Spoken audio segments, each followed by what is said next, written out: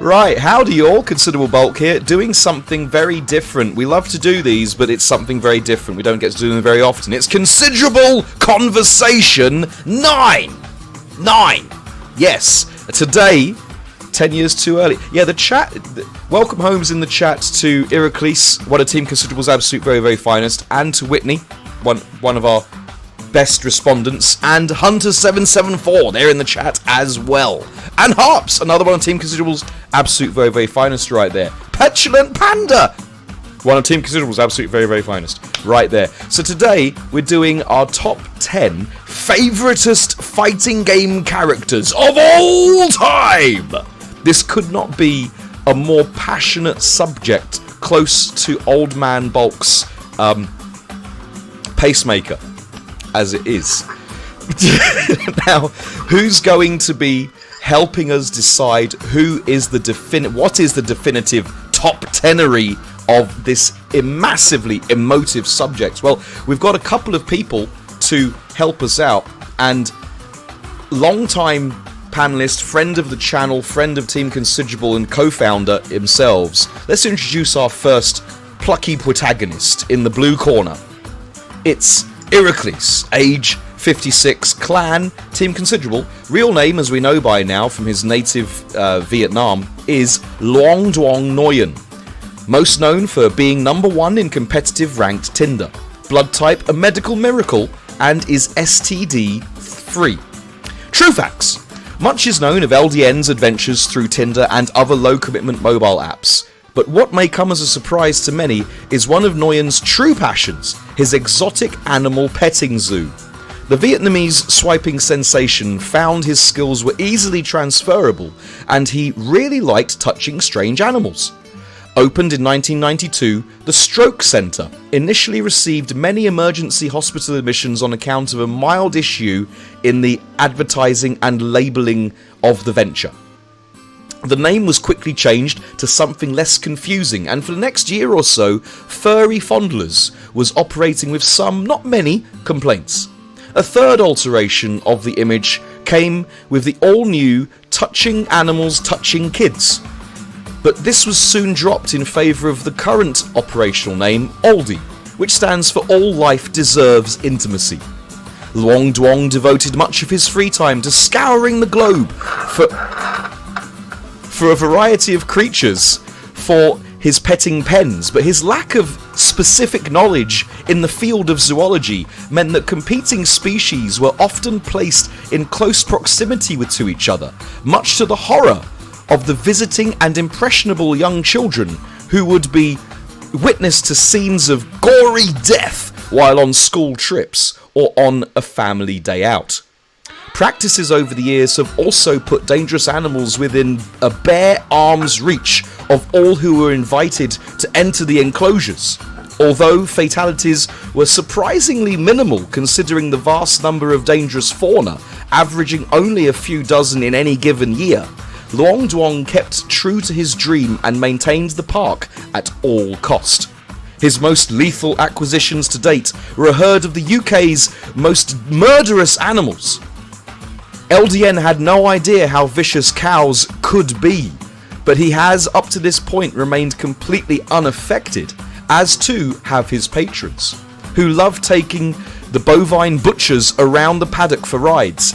In fact, wait, let me get this right, there we go. Right, I feel we're fine. Yeah, that's okay. Just refresh your chats, refresh everything. For some reason, laptop decides to do laptop things. What happened to the stream?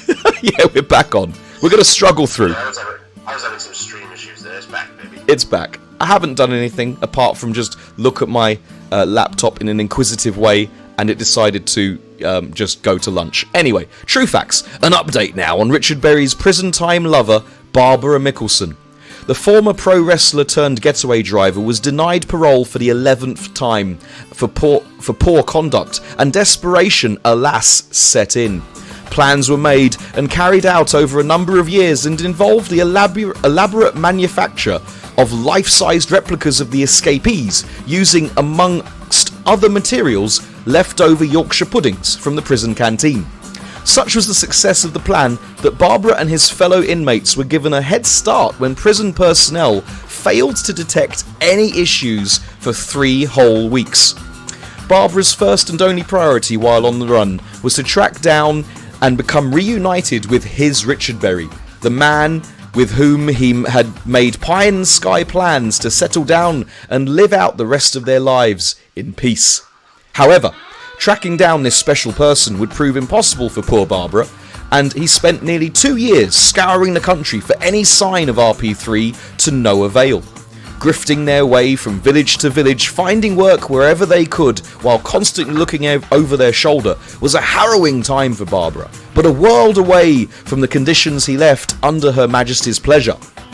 It was while Barbara was in between gigs during their time as a children's party entertainer that he found himself doing a single day's cash-in-hand job clearing some unwanted trees from the grounds of an extensive country estate.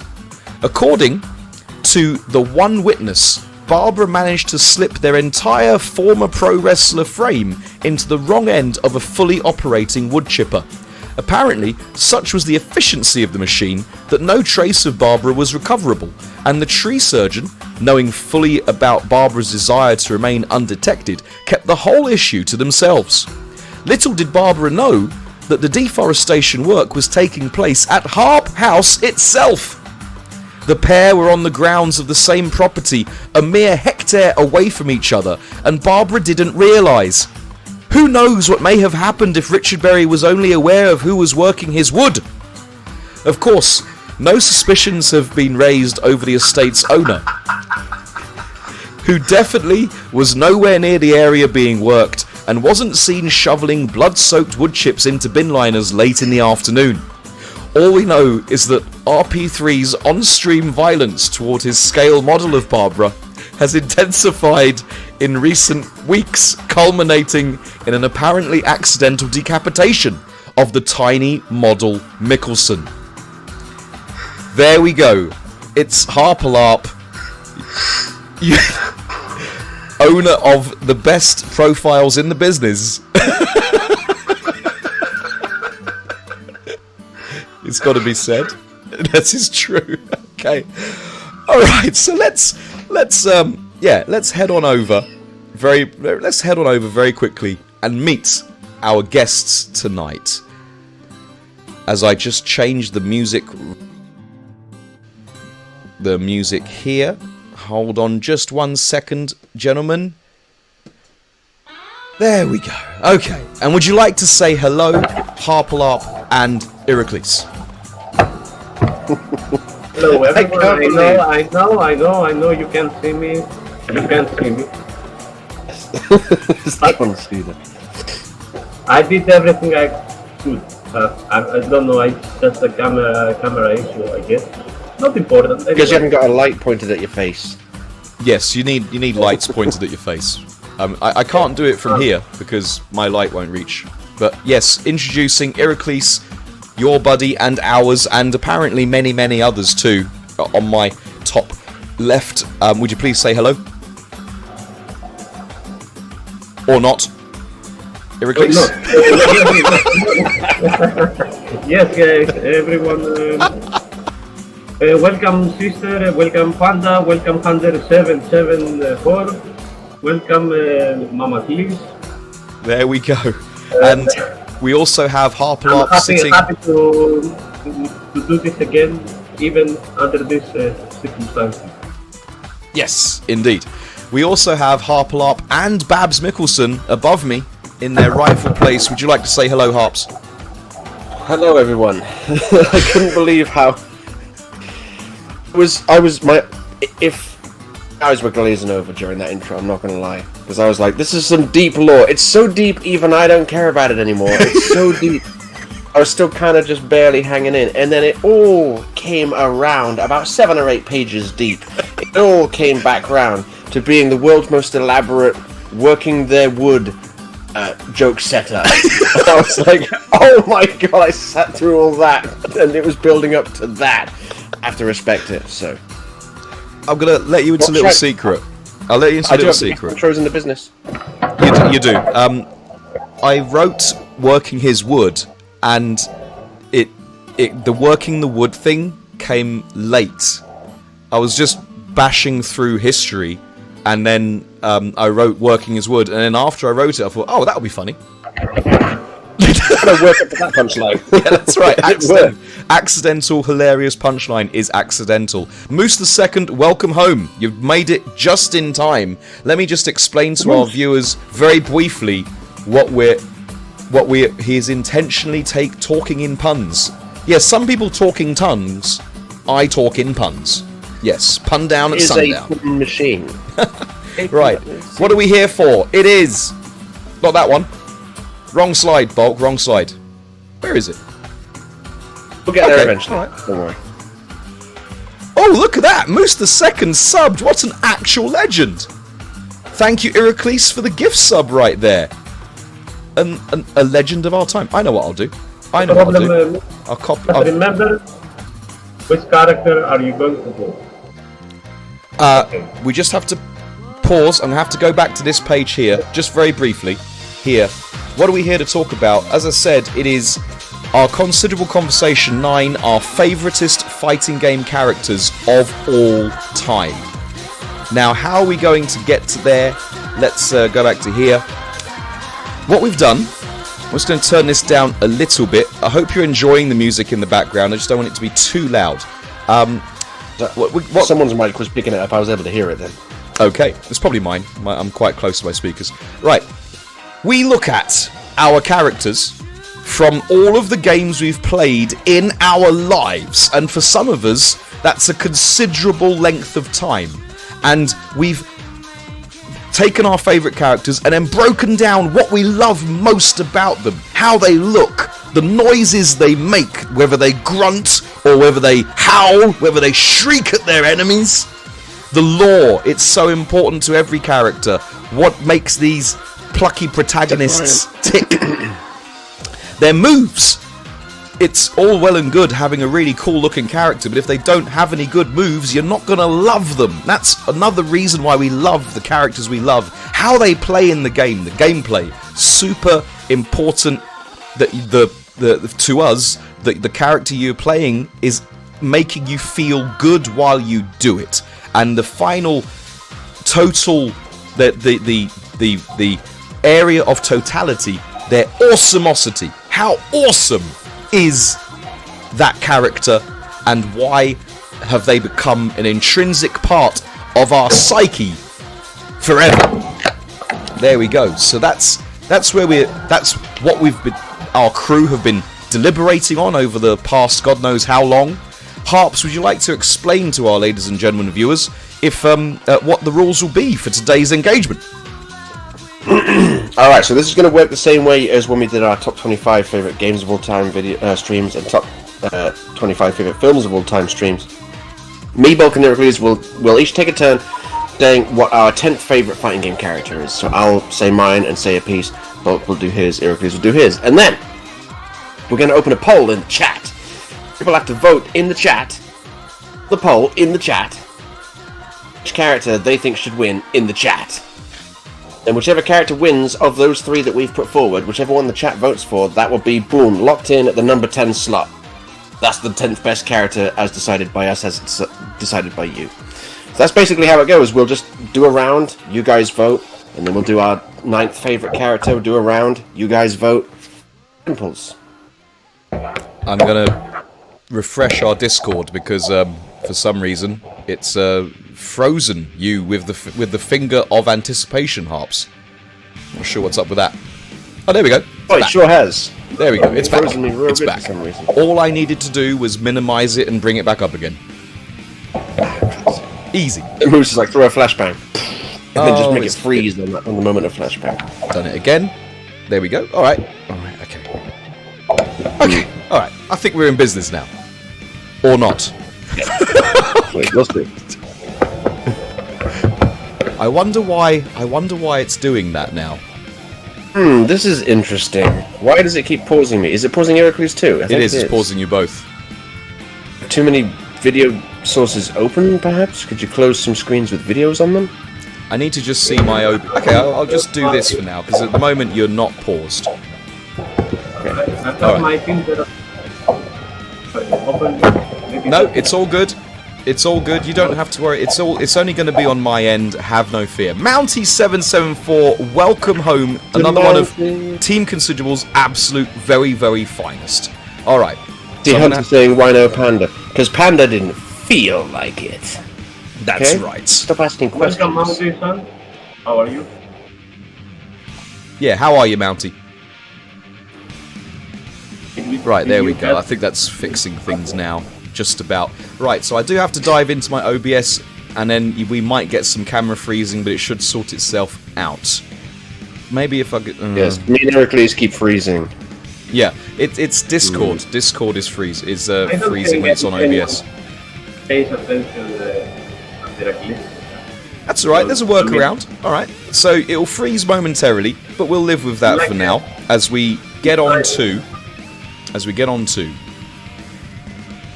who is going to be, and we're going to do numbers 10, 9, 8 and 7. 10 to 7. Who do we want for these placings? And remember, chat, you have to vote on it, so it's all down to you. We're going to put our cases forward, it's all down to you.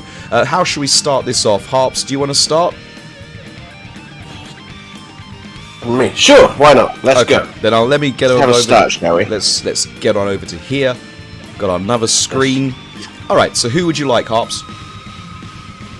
Let's go with a bit of King, shall we? A bit of King from Tekken. You know, Tekken.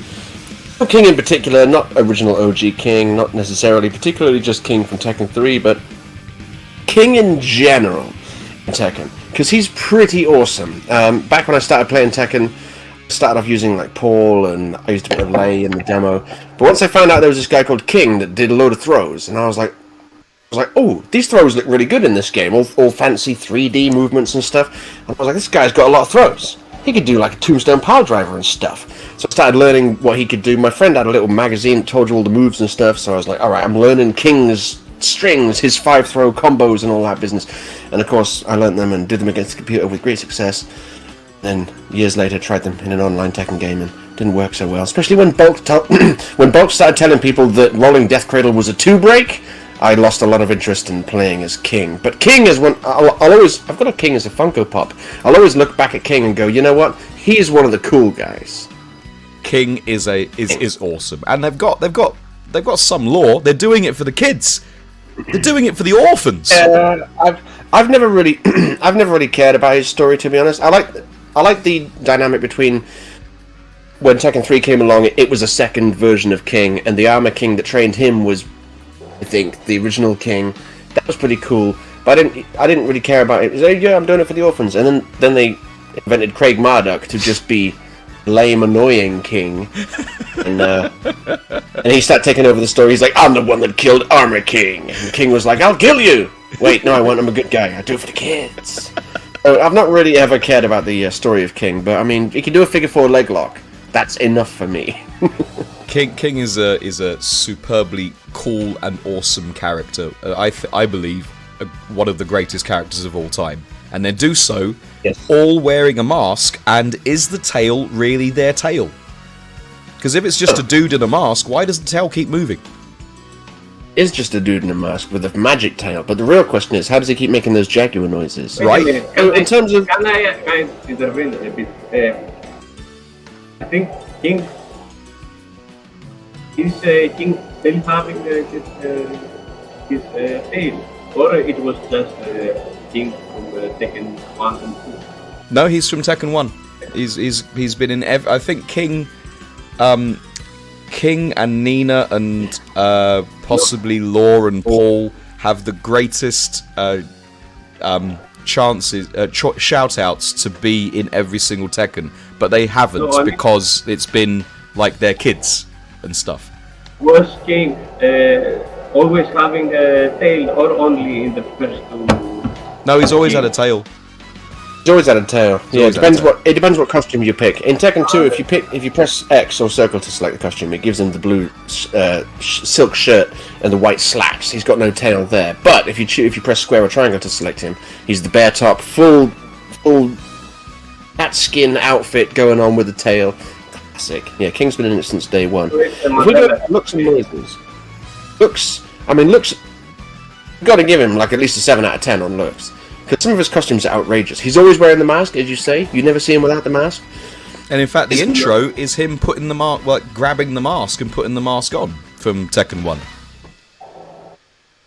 Yes, I think so. In Tekken 2, it's Armor King throwing the mask down onto a down on his luck drunk king. Yes, that's right. And in Tekken 3, it was King 2 in Leg Day and putting the mask on. That was pretty cool. So looks, I'd say at least a 7 out of 10. Pretty good. Noises, you got to give the man credit. He never speaks. He makes actual pitch perfect Jaguar sounds, and that's a skill. So noises, 9 out of 10. Makes some good noises.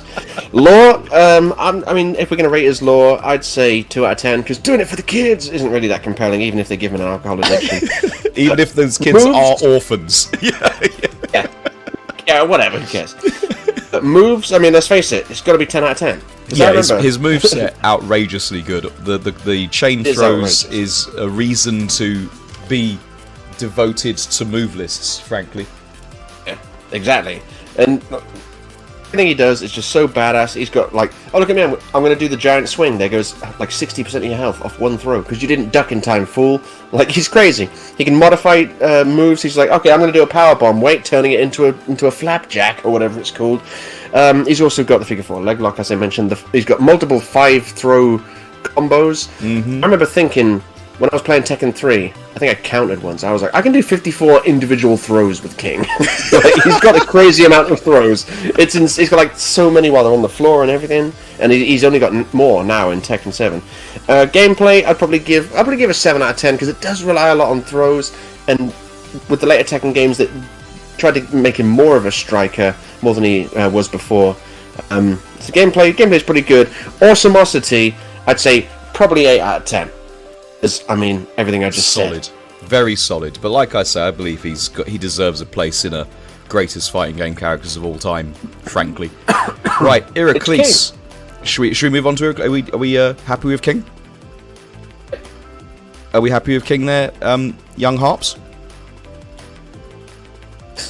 Yes. Okay. Right, Iraklis. What is your number 10 pick, please? My number 10 pick is Lao-Chan. Lao-Chan. He's a classic character, OG character from Virtua Fighter, as you know. Not many people know yet from that.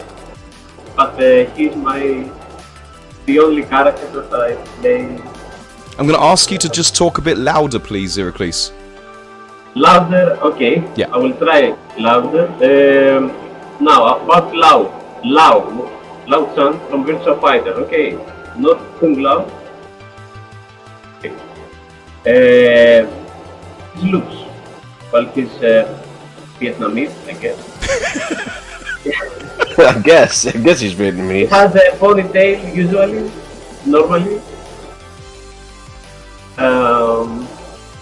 He's an old man now, and he's very sick. Not sick. He's not sick, or he's not ill. He's just sick. Like he's a dying man. Ah, okay. Yeah. He's frail and like. Well, about his looks, I would say I would give a 7 out of 10. We're playing this. We give a 3. Okay. Okay, about now lore, I don't know much. I know he's a chef. Well, he's a chef whose daughter is romantically linked to Akira Yuki. Yeah, and that combination might be killing him off. Yeah, Akira is okay. In my opinion, he's way too older for her, but okay. About lore now.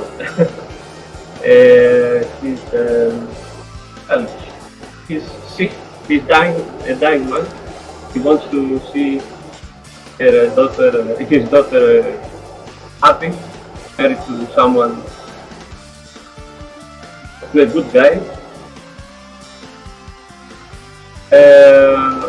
Okay, I make most of the things I say up. I make them. Okay, let's go to his moves. Alright. That's fine. That's fine. We're not having to stick to the list that I made. That's just to give the audience an idea of how we got to the decisions that we got to. His moves. His moves is a kung fu guy. I don't know his style exactly. What is his style? Can you help me? Yeah, I love the moves because if you want old kung fu master who puts their hands behind their back while battering you with their feet at the same time, just cackling like Pai Mei from Kill Bill. That's Lao Chan. He is an old Chinese master who is massively badass. And It's Lan Di from Shenmue. Indeed, and he is dying all the way through and still just wants to enter these Virtua Fighter tournaments. I don't know, maybe just to check up on his daughter and what she's getting up to with that Akira fella. Maybe. Exactly. I think it's great. Gameplay is pretty deep. He's pretty classic, I may say. He's tricky a bit. Pretty safe. What he does, but that doesn't care about that. I guess. If you have seen him, his kung fu is very classy and very cool. Yep. Okay. Alright, are we done with Lao for now? Let's say about awesomeness. Okay, awesome. How you say? Anyway, how awesome he is. Well, he is awesome, at least for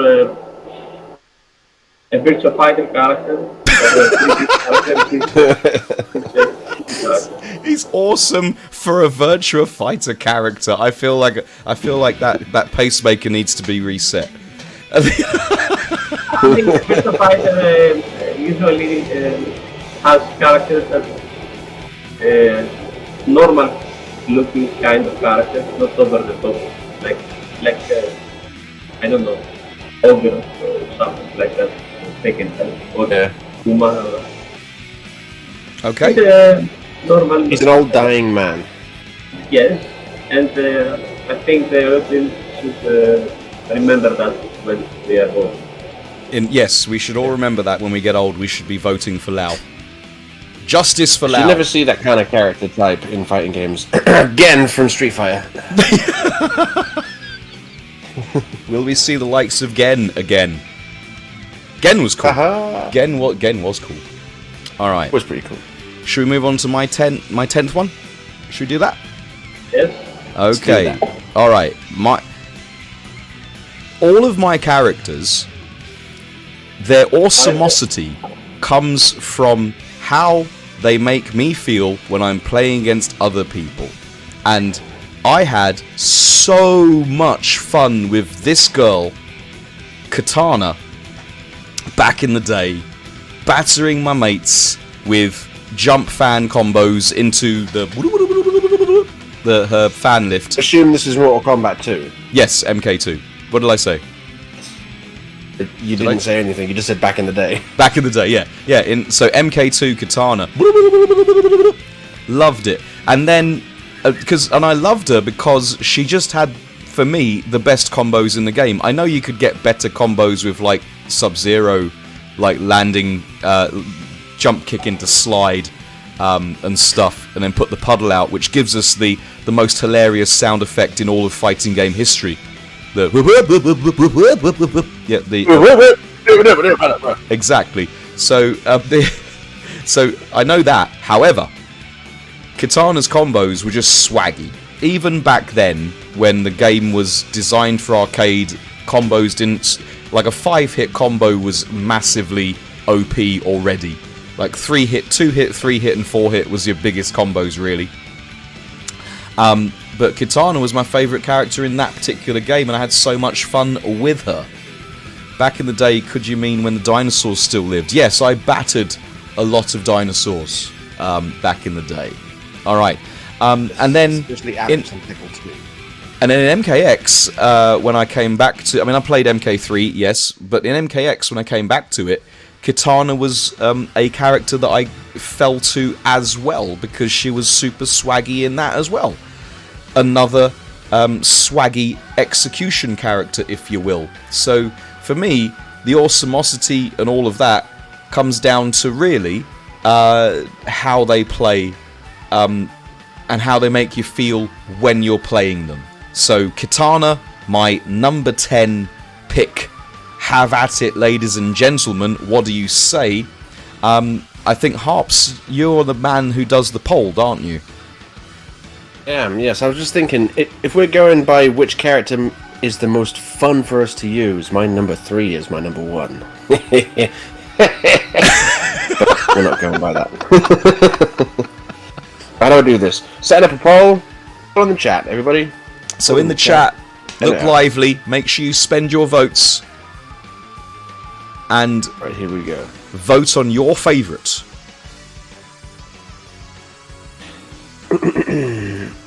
No, his name's not Landy. What is it? It's Lao. Lao. Let's get some votes going. Lao. And not Melina. Kitana. Lao and not Melina. Right. King, Lao, and not Melina. Yes. Alright, so it's going to be going for a minute. The poll is live. Wait, Let's- it's not live. It does not meet guidelines. What did you write? I haven't written anything. It says start poll.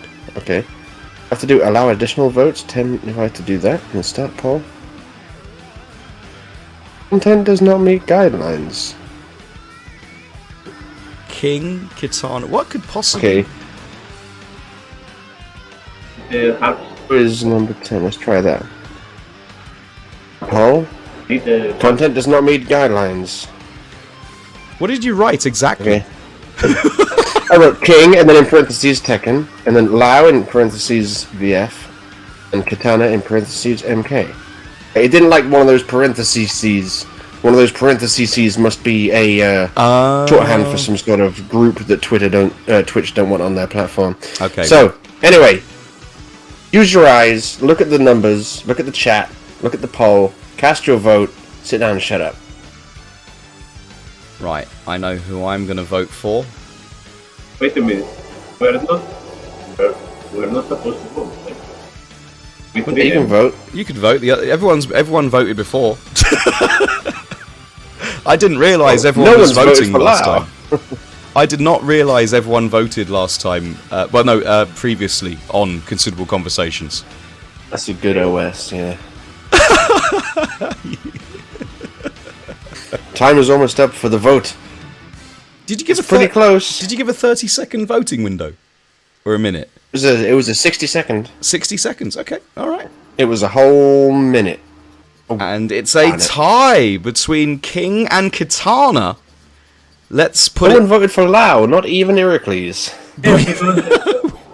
Okay, so we're going to run it again. Let's find out who's it going to go to. It's going to be King or Kitana. It's going to be K or K. If it goes alphabetical, then obviously Kitana's going to win. Melina. I wouldn't bet on it. It's King or Kitana. Who is the more awesomer Tekken character? I mean, they're both pretty awesome. To They be are fair. both pretty Kitana's awesome. Iconic. What would Mortal Kombat be without her throwing her fans? Hey. Exactly. Iraklis, don't forget to vote this time. It might be necessary. No, I did vote previously. I did vote for Kitana. It's not voting. Is Hunter voting? Hunter, make sure you... Moose the second voting? Hunter might be in the bathroom. He normally does that. Moose the second, get on the vote. Where's Panda sending their vote? Moose has done theirs, excellent. Where's Wit's vote? Wit, where's your vote? There's fewer votes than there were last time. Isn't there? There's fewer total votes. It's the same, I think. Well, I thought it was 3 and Let's 3 run the poll last time. again. Yeah, run it again. We have to find a winner. Okay. We can't have King Tana. Can't we? Right, we've got another poll in the chat. Everybody vote. Right, make a decision, Option, and then hit vote. and you might have to You might have to play tactical. It didn't let you vote, Whitney. Oh, no, well, try again. You've got another chance. You've bought yourself Again, another we've got round. You not being able to vote specifically has bought us another round. You are literally the deciding factor, Whitney. Panda's too busy sniping. He can't put his vote in at the moment. I just voted for Gitano. Okay, we're stretching into a lead. Where do we think it's going to go? Is it going to be the king or the Khan? Right. Well, I voted. I assume Bulk voted. I assume Iraklis voted. Which says I keep mashing the button. I feel That's like a problem. it might be our viewers are dying in between rounds. And Kitana wins! Let's go! Our viewers cannot vote for some reason. I guess Kitana wins then. It's not a flawed system in any way, shape or form, is it? Kitana is the 10th greatest, most awesome fighting game character of all time. I need to get another piece of paper. Because I don't know if you can see this, but I've got my notes here, and as you can, I've filled up my whole sheet of paper. Right. Any notes? Tell him that joke you know. So, no, he has to just do it for me once. I want to quit my... Want me to do the joke? Alright. Yeah, Joke. do the same. It's okay, I've saved you, I'm back. Good. Alright, Iraklis, would you like to hit us with your number 9, please? Number 9.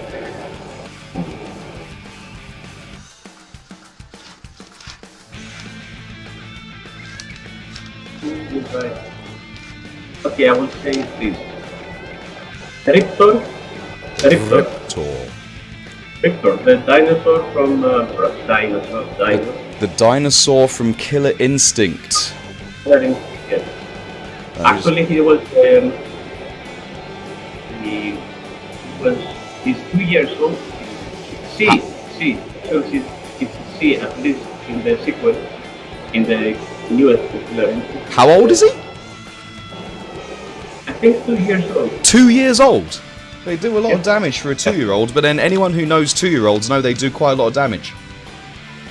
Yeah. I don't know if she was a he on the original. I think Riptor's always been a she. Maybe. Looks. Just the looks made me to put this girl in. I mean, she's beautiful. Right? I know she's not as really a dinosaur. There is some. I'll just interject right now, guys. We don't need to stick to that formula. You could just talk about the character a little bit. You don't need to say looks, gameplay, noises. I just put that out there for some fun. All right. Okay. Just look at the character and you see what I'm talking about. I would prefer if you put his KI, the original KI different. To be honest, the background. But okay, that will do. It's a dinosaur. It's a dinosaur, and they. Dinosaur. It's like a cybernetically enhanced raptor. Yeah, in this game at least. Indeed. Okay, so Pretty awesome. number 9, Riptor from Killer Instinct. Were they in Killer Instinct 1? Probably. Yes, only Killer Instinct 1. And the remake? Yes, So they weren't in because, KI2? No, because it wasn't popular. No. Travesty. Indeed. Right. Harps, what's your number 9, please, good sir? Number 9. It's linked to your favourite film of all time, Bulk. Your favorite film of all time? I think you can guess which one it's going to be. It was a guest character in a game called Mortal Kombat X that some people might have heard of. It's a pretty good game. Fun, I guess. And then they announced, oh, Predator is going to be playable in Mortal Kombat X. And I was like, what? Say again? So I bought it, loved it, used it. Dropped Predator when they made the change so that you had to spend 2 bars to do an armored launcher. And I eventually went back to Predator. And Predator was big fun. Q10 all the way, because I didn't want the 2 variations, because they just weren't as cool. Oh, one can set traps and one can... He has no mask. Ooh, awesome. No, I want the one with the plasma caster, the one that can shoot the floor and run and keep the combo going and spear them with a gutted like move and launch them and bounce them and combo and again with the gutted again. And the brutality where, what was it? Was it 3-2-L1?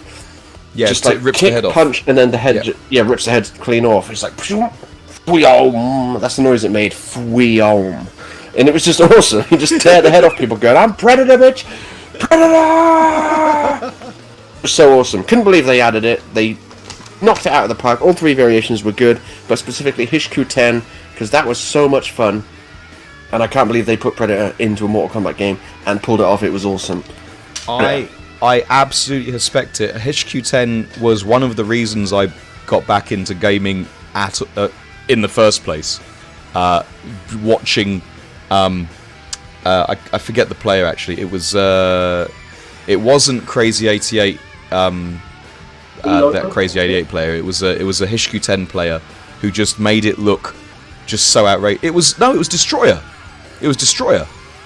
Right. Yeah, it was Destroyer's HQ10 and Young Monster's Full Auto Jackie that made me buy the game. And I instantly homed in on Predator and Full Auto Jackie, loved playing them. I played Flexline Tremor. I loved the cancels, the execution and so on. Then I ended up going on... Did you just say Flexline Tremor? Yeah, Flexline Tremor. That's what he does. No, I've never heard that before. He goes, and then he's armoured up. He goes, that's roar. Yeah, Flexline I've Tremor. never heard it be called that before. Have you not? Okay. No. So Flexline. I played those 3, and then when I eventually made it to go online a few months later after buying it, and I thought I'll dip my toe into this online thing and see how bad I really am. I realised the online netcode wasn't that great, so I found myself with Kotal Khan. So yeah. So my high execution dreams faded. Danny Sadiq says, "Both played top tiers in a fighting game. Colour me shocked." Danny Sadiq, welcome home. I love it. Okay, the only issue I have with Predator as a pick is they're not a fighting game character though. They're playable in a fighting game.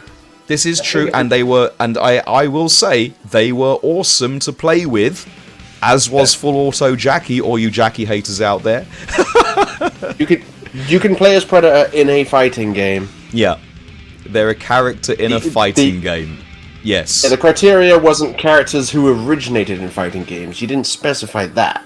We just said fighting game characters. If you can use them in a fighting game, they're fair game. And that's the only issue then is longevity, because are we ever going to get Predator again in a fighting game?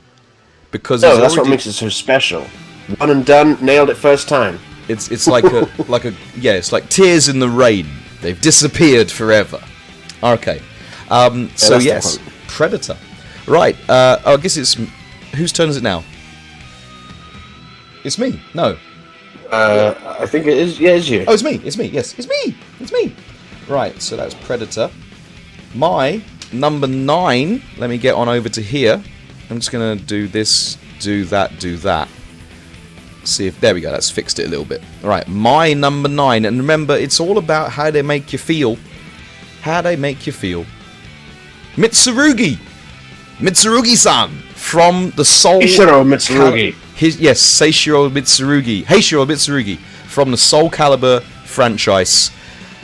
He's the swaggiest samurai I've ever played, and I've played a lot of samurais in fighting games. I love the aesthetic. I love the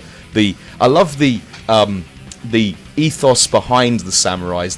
They fight with nothing to lose because they're already prepared to die. But the way he went about his business, Soul Calibur 3, Soul Calibur 4, Mitsurugi, doing vertical slashes, rolling over your back, throwing you in the air.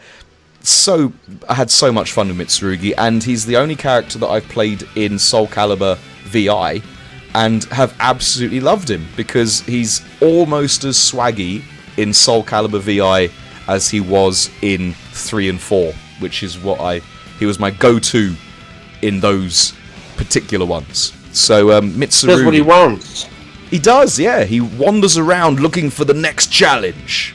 Yes, he's an honourable badass. And that makes him good in my books. So, Heishiro Mitsurugi from Soul Calibur. Let's get a poll going. Who's it going to be? Is it going to be the genetically modified dinosaur, the hipster dinosaur? Is it going to be the xenomorph assassin? Or is it going to be the honourable badass? Let's have at it, chat. Let's have your votes. Poll is now open. Cybernetic dinosaur. Cybernetic kind of a dinosaur. Not cybernetic non-dinosaur. Battle. What? She wasn't in cybernetic. One of them is cybernetic, one of them's not. A Predator's not, but he's close to it. Victor isn't either. I can't believe people are voting for Predator. It's an amazing... Riptor's cybernetic. Enhanced. It is a genetically engineered bioweapon created by Ultratech. There you go. So yeah, it's a cybernetic robot dinosaur. Let's get some votes in, ladies and gentlemen. We need to break the deadlock. Implants. So.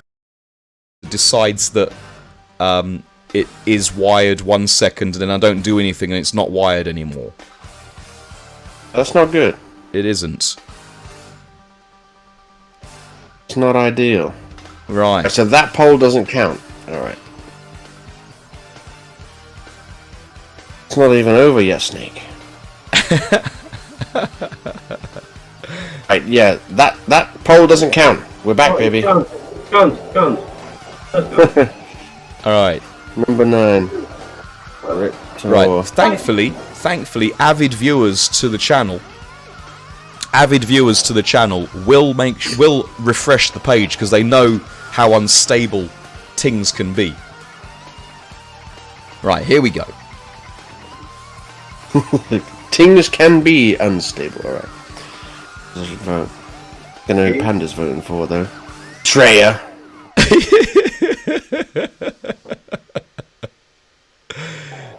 Alright, I'm going to get back on over to here to make sure we're not freezing.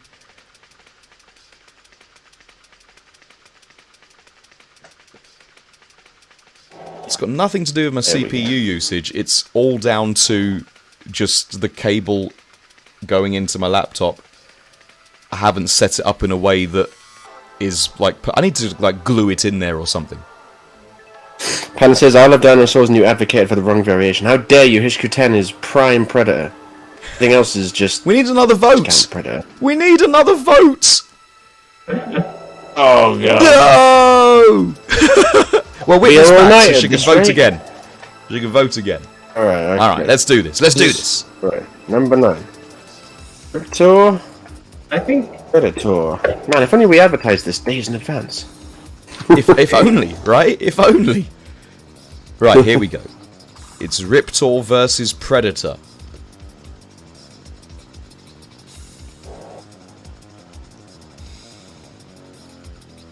I think it's Let's see getting... if I've frozen on the stream. It looks like I have. Yeah, it's because I'm looking at the vote. So if I have to minimize And the Discord current and vote. bring it back again. You just have to be patient, Panda. You just have to be patient. Twitch is not the best. Button won't work for Panda. The butter won't work for Wit. Says reload the stream. Panda says I have. Looks like these. When we run a poll again, people are like, I can't vote. How do you do it? You did it the first time, bro. Right now they're sat there going, I know. I'm doing the same thing. It's not working. It's close. And it looks like we have a surprise winner. I was going to vote Predator, but I didn't bother this time, so I didn't want it to be a tie for like the 7th time. I just said Riptor can win. Okay, Riptor is... Like an OS, but okay. Okay, I'll tell you, I voted for Riptor simply because he's a fighting game character. Or she is, rather. That being said, I've never liked... Predator is a character in fighting games. This is true. It is a character in a fighting game. That being said, I've never liked Riptor the character. No. Exactly. Bog voted against his conscience just because of his stupid false principles. Terrible. You didn't like the original Killer Instinct Riptor? I didn't. No, I didn't. No. I have the one that I like in that game. I have a couple of characters I like in Killer Instinct, and Riptor's not one of them. Unfortunately. They were doing the Lucan's bicycle.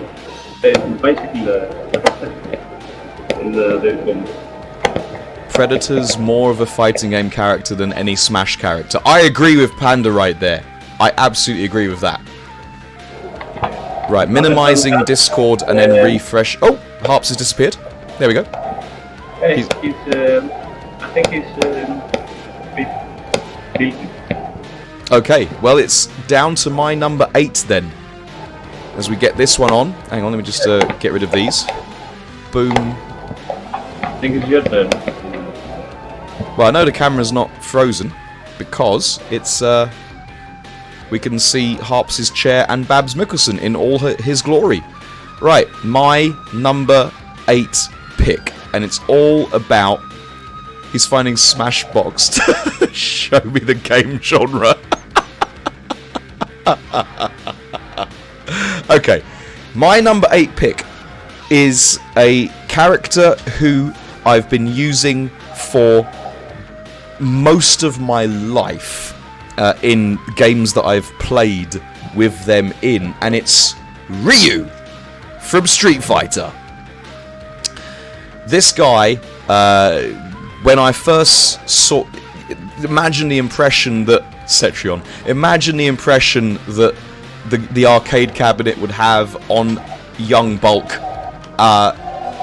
Hadouken flying across the screen, a dragon uppercut. You have to defeat my Shenlong to have a chance. He's an absolute staple around the world. More people know Hadouken. Where's Harp's gone? I can still see your empty chair. I can see, he's still looking for Smash. Yeah. More people know Hadouken than probably any other video game quote I would venture. Think of a video game... So I tested this in class yesterday. I said, if I said Hadouken, would you know what I'm talking about? Someone said, yeah, it's that guy, that one from Mortal Kombat, innit? But at least they're in the right area. They're in the ballpark. They all understood. But if they... I said, okay, well, name something memorable from your favourite game. And the best they could come up with was Wasted. From something. Don't know if from GTA. From GTA. That was the best they could come up with. So... Terrible. Yeah, exactly. A terrible state of affairs. But Ryu, again, honourable, just wants to track down the next challenge. The hobo martial artists that they are, with a duffel bag and time. And he grew as a character, and I absolutely loved piloting Ryu in every game that I've ever played with him in it. So yes, Ryu, my number 8. I think it's Iraklis now. There you go. I think I would go with number 8. Paul Gord. Paul Gord from the Killer Instinct again. The cyborg, the heavy cyborg who is apparently is an android, I think. Sensing a theme with Iraklis. Sorcerers and cyborgs. He has to being a human, I mean, I think also he used to be Thunder's brother. Or I don't know if this idea was scrapped out, but he was a human being. Then he was cyberized. He was cyberized like Mickey 3GS in the player lore. Yes. Yeah. Okay. Holger was also the face, in my opinion, of Killer Instinct, the original Killer Instinct. Do you remember the package from when the original Killer Instinct? He just had his like plain. He just had his plain shield and then eyes, because they've got like a retro look in the Killer Instinct remake, the Mick Gordon Killer Instinct. They've got a retro outfit, and he doesn't have a face. He just has like an old, like a medieval type helmet. No, I mean, he was in the, outside of the game.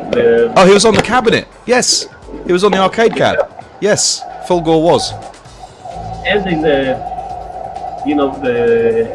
Super Nintendo port, the game.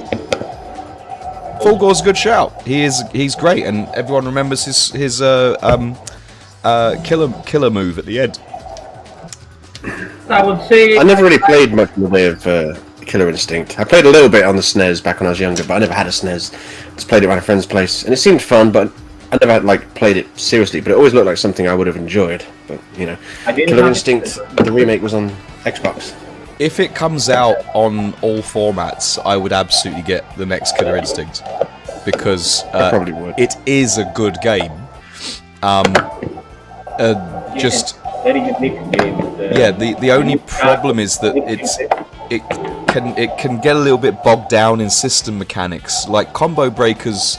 If I remember correctly, in Killer Instinct 2, combo breakers were a 50-50, just a straight up 50-50. If you guessed wrong, you didn't break the combo. So it's simple as that. You could. So it's like Tekken. Well, what's a 50-50 in Tekken? There's some. I mean, there's guess some guess low or don't, and if you guess wrong, you're screwed. Yeah, there's some unreact. There like are some unreactable lows in Tekken that get very annoying, especially when they're combo launchers. Like Snake Edge is unreactable, mate. But it's more like the throws in Mortal Kombat when they're 50-50, and except they lead to like 60 hit combos. That was one thing. With the newest Killer Instinct, in my opinion. Yeah, they changed it. They changed it to you could actually react to what you see on the screen and break the correct strength. Would you actually? Yeah, you can do that, because each move has a different property. So if you know what you're looking for, you can break on reaction in Killer Instinct, Mick Gordon Killer Instinct. I always thought it was a guess, and you were guessing you couldn't break it. But that's probably why you got battered so hard. Maybe. Right, Harps is looking worryingly. Okay, so Fulgore locked in at number 8 for Iraklis. Harps, would you like to let me know who your number 8 protagonist is? He spends his days looking for battles with opponents who are worthy. I think only once he found a truly worthy opponent. He's on the screen right now, that truly worthy opponent. I'm sure you can guess my list. The character might be the rival of Ryu. Boka's gone silent, but he's nodding silently. It's a Swede, how goes it? Of course it is Akuma. Akuma, the god of Iron Fist. Wait, no, that's all wrong. Akuma, the legend. Square forward XR1. That's all you need. Raging Demon, or Wrath of the Raging Demon, which you can jump out of in Tekken, which makes it basically a borderline useless move. But in Tekken, in Street Fighter, Akuma was my boy. I didn't like Street Fighter 5. As soon as I unlocked Akuma in Street Fighter 5, I was like, I don't like this game. But I loved Street Fighter 4 and all the various versions of Street Fighter 4, and Akuma was my boy. When I was a kid and I first got introduced to Street Fighter, I was like, Ryu and Ken, these look cool. I'll be the Ken guy, because his fireball, his uppercut puts people on fire, and his hurricane kick spins faster. That's cool. And then I was made aware of this guy called Akuma. He's like, look at me, I'm basically Super Ken. And I was like, sweet, I'm going to be this guy.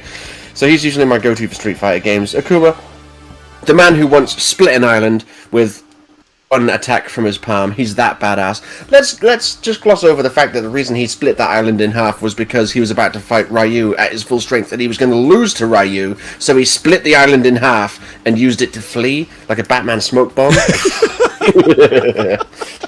Let's gloss over that part, that he did it because he was scared. The fact is he did it. He also, I mean, this is the guy that would meditate underwater and battle nuclear submarines. That's canon. He would just fight these things. And yeah, as far as I know, the only character canonically to be more than a match for him is evil Ryu. Ryu, once he's given in to the Satsui no Hado and the evil murderous intent and become Dark Ryu. There is no Dark Akuma. There's Akuma, which is just Dark Akuma. And then there's Oni, which is somehow Darker Akuma. I don't really like it, Oni. There's also Shin Akuma. He's my favorite. He's in between. He's Super Akuma, basically. So everything I said about Akuma, plus 2 points onto it, because it's Super Akuma. It's awesome. He's like Ryu, except if Ryu was totally awesome!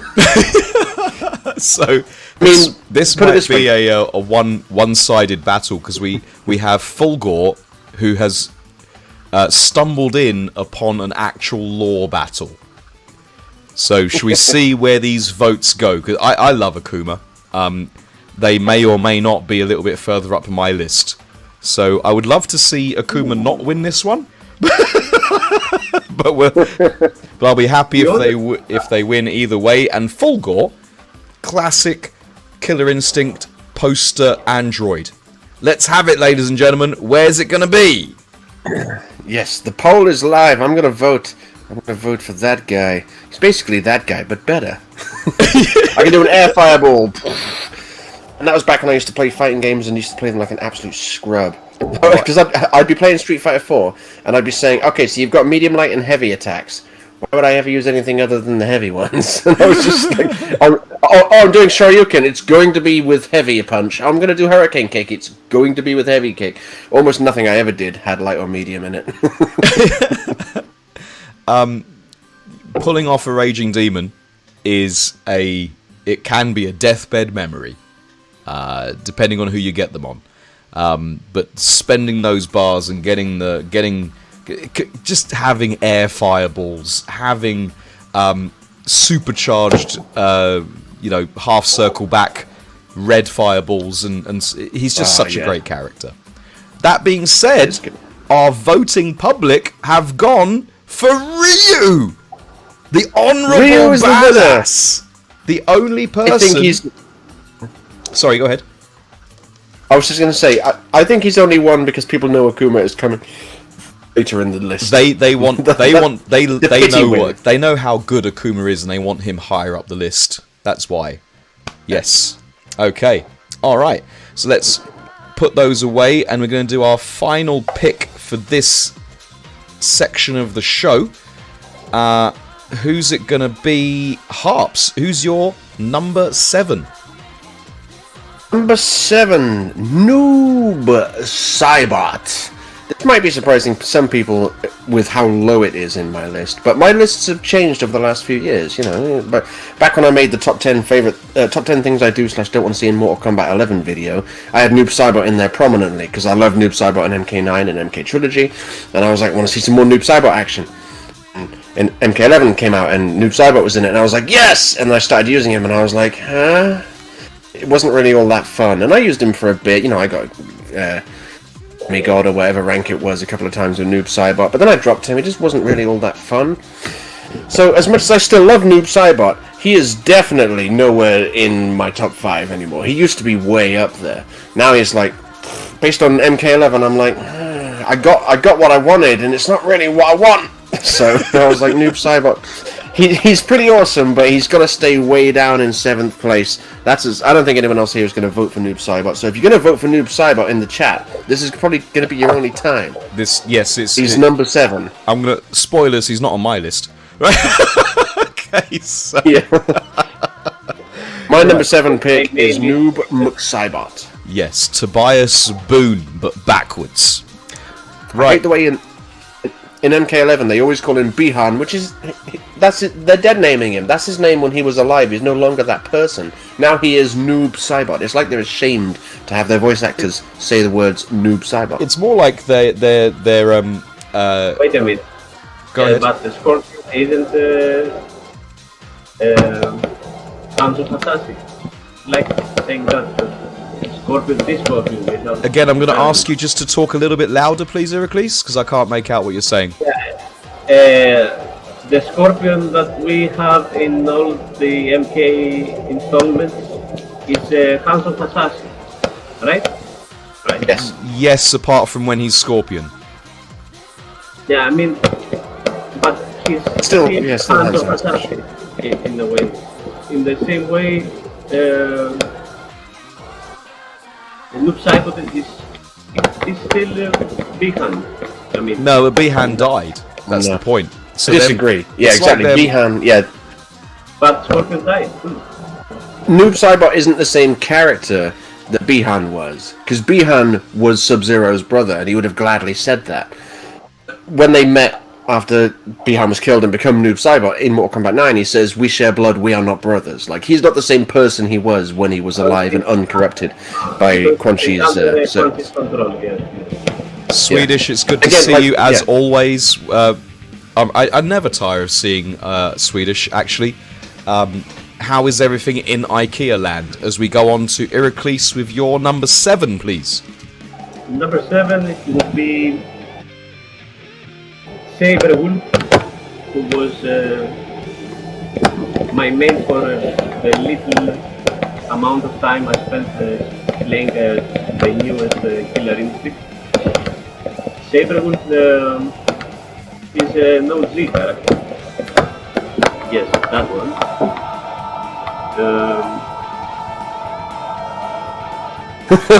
I love again. I love his his looks. That's about it mainly, especially in his original outfit, the original version. From the He does Killer look pretty cool. Instinct 1. I didn't Saberwolf like the is a Killer great Instinct. character. Saberwolf is a classically great character. Maniacal, lycanthropic murder machine. Saberwolf has And I think always that- been great, and I think he was best in Killer Instinct 1. After Folgor, Orchid, and maybe Dagon, I think Saberwolf is the number 4 In the popularity of all Killer Instinct characters. Really? Yes. Oh, wow. Wow. I mean, I don't know why you would pick a good guy in Killer Instinct. It's just such a dark game. Why would you, like, go out of your way to pick Jago? Why would you pick I can understand why you pick Orchid. There's, like, Danny Sadiq would pick Orchid, for sure. No, Saberwolf he's a good guy also. He only wanted to take the medicine find a cure for his lycanthropy. For his murdering. He just wants to find a cure for his murdering. Because he definitely murked a few people. He was turning into a wolf. He turned into Saberwolf. So, yeah. Okay. Alright. So, Saberwolf, number 7, from Yes. our man, the Cleese. He was promised to get the cure if he won the tournament, I think. Okay. Right. Down to... I'm just hurrying things along so we don't, spend all day doing this one. However, I know these are passionate picks. That's the thing, you see. Now, my number 7. I'm only going to come out and say it. Kazuya Mishima is one of my favorite characters in all of video games of all time. I played them in Tekken. I played them again a lot more in the bit of Tekken 4 that I played. I only played Kazuya. And then I took my sabbatical from video games, from fighting games specifically. And then I saw the Tekken movie, and the opening scene is Kazuya Mishima in bed with the Williams sisters. Not those Williams sisters, the other Williams sisters. The assassin ones.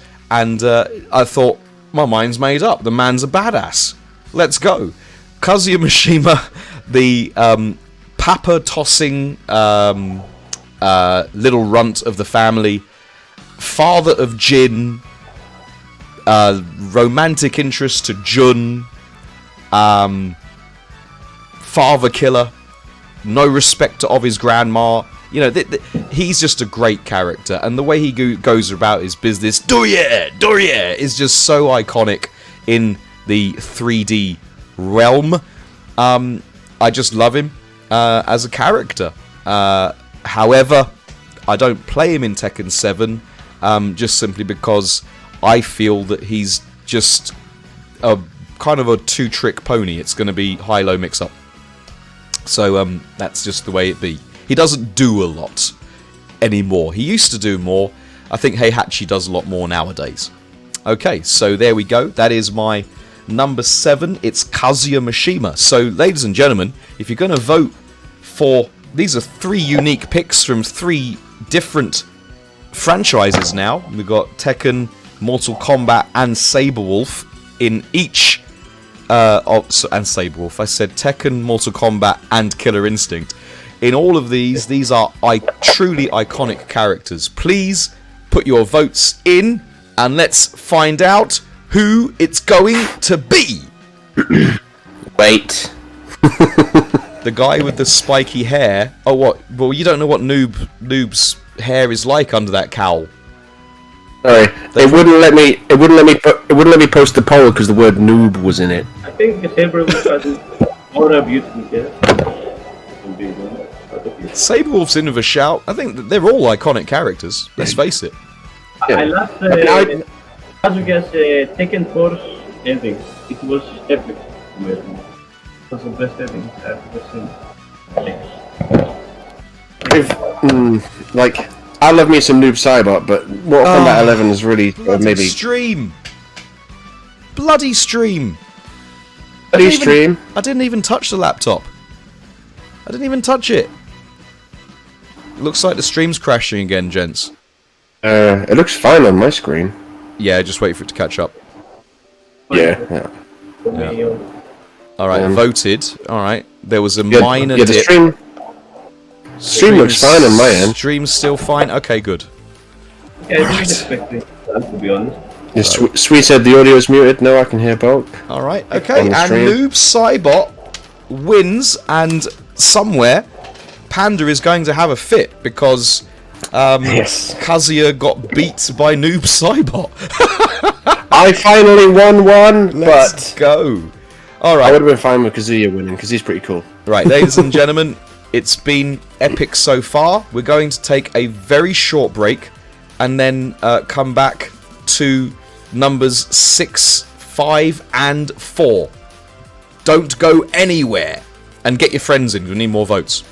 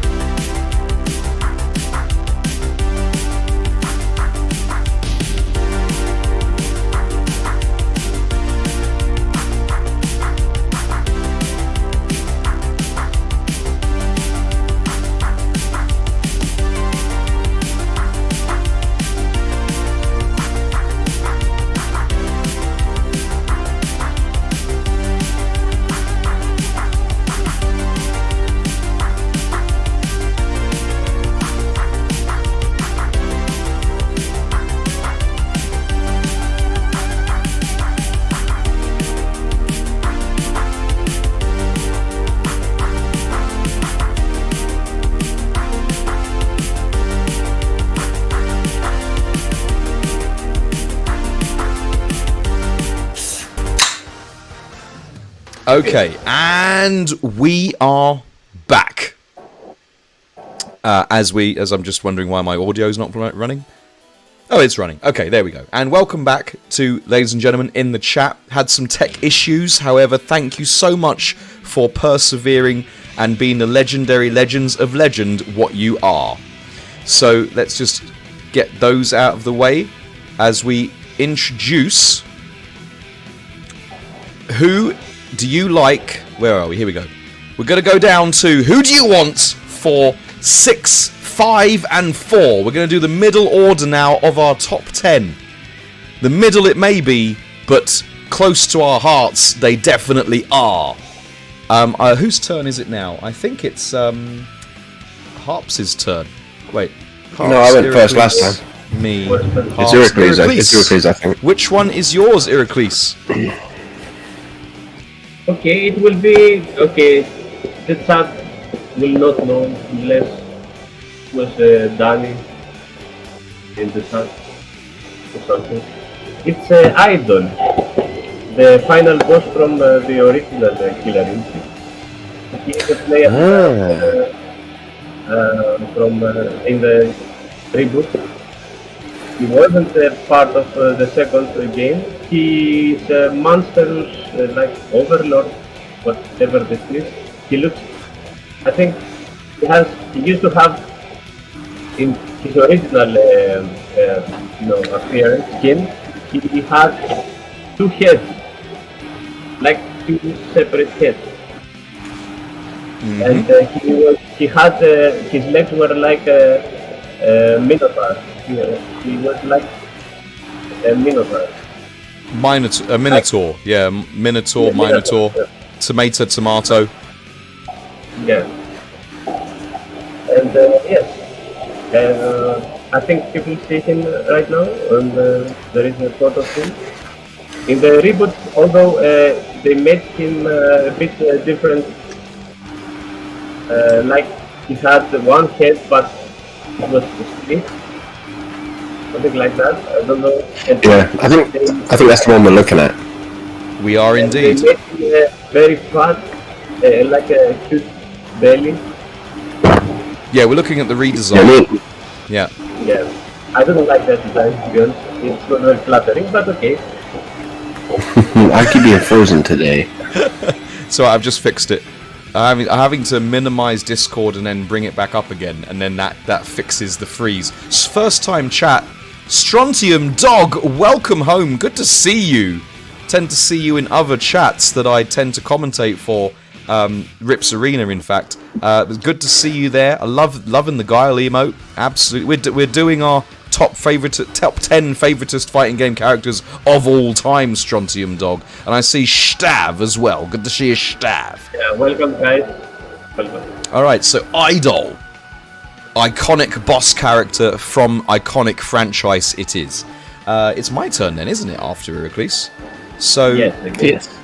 it's my number 6, and quite frankly, one of the reasons I loved Tekken 2, it's gonna be Bruce Irving.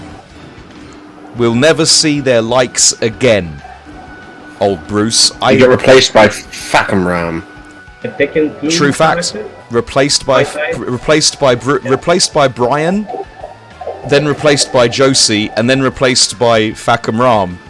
Poor Bruce has never had it as good as he did in Tekken 2 because he's never been back. I think it was in a couple of tag games, but I never played them. But yeah, he was in Tekken Tag 1. I know Tekken that. Tag 1. Okay, fine. Well, Bruce just was a Damahe machine. I loved him for the way he went about his business, and that business was to throw you in the air with his elbows and then massively kick you with his knees. He just did damage. He did so much combo damage, and my friends banned me from playing Bruce against them because they didn't enjoy losing 60 to 70% of their health bar at the slightest touch of his twin piston elbows. That's unlike Bulk. It's unlike Bulk to do optimized combos. There we go. Bruce I remember Irvin. Bruce as the guy that I could never parry when I was a kid. You already got knees and Yoshimitsu? Yoshimitsu, such a classic fighting game character. He hasn't so far appeared yet. We're up to number 6. There we go. Alright. Harps, what's your number 6, please? Alright, this one is going to cause absolutely no division amongst anyone ever, but it's Sonic the Hedgehog. Oh my god. That's Sonic right. is a fighting game character. You have I to don't like live that. with it. find someone else. You gotta live with it. He's in more than one fighting game. Even if you falsely try to claim that Smash isn't a fighting game, it is, by the way. Oh, I used to have my mind changed on that, right? Because I used to say, well, of course it's a fighting game. It's just a platform fighter. It's not a tournament fighter like, 1v1. And then someone pointed out that Sakurai himself said that Smash isn't a fighting game. It's a party game. But that changed my mind until I realised, wait a minute, Sakurai didn't invent the platform fighter genre. He just perfected it. So, because he perfected it doesn't mean he has the right to say what it is. Art is what you get out of it, not what you put into it. Platform fighters are fighting games. Sonic is in a platform fighter. And he's also in Sonic Fighters, some sort of mega remix. Sonic Fighters remix on the Mega CD or something. Was he in Fighters Mega Mix? I don't remember him. I remember the big NASCAR. Okay, there was a game. There was a game called Sonic Fighters. Okay. Sure of it. Okay. Sure, there was a game called Sonic Fighters. It's irrelevant because Smash is a fighting game. So anyway, Sonic the Hedgehog, he's awesome. When I played Smash Brawl for the first time, I was like, yes, Solid Snake. I'll be Solid Snake. Did not like him at all. I love Solid Snake. Didn't like fighting as him in Smash. Didn't like it. I was like, I don't like these moves. I picked up my boy Sonic and I was like, I'm home.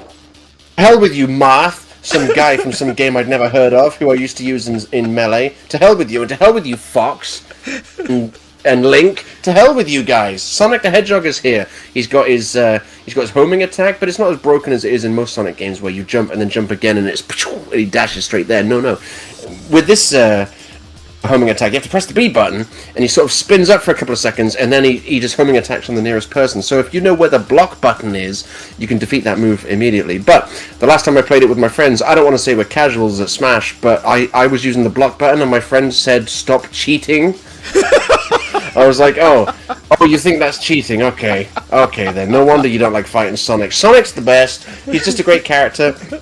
They did him really well in Smash Brothers. He runs fast. He rolls good. He does the jumps and things. He makes the noise. He's got the attitude. It's Sonic the Hedgehog. He's a fighting game character. Live with it. And how can Idol and Discount Fac compete? Discount. No matter how many times you say he's not a fighting game character. It's like, yeah. There's okay. Well, let's let our viewers decide. Let's get the voting fingers out. Get the voting fingers out. Let's get that poll going, and you guys decide what we're going for here. I will. His name's Bruce. He's unforgettable.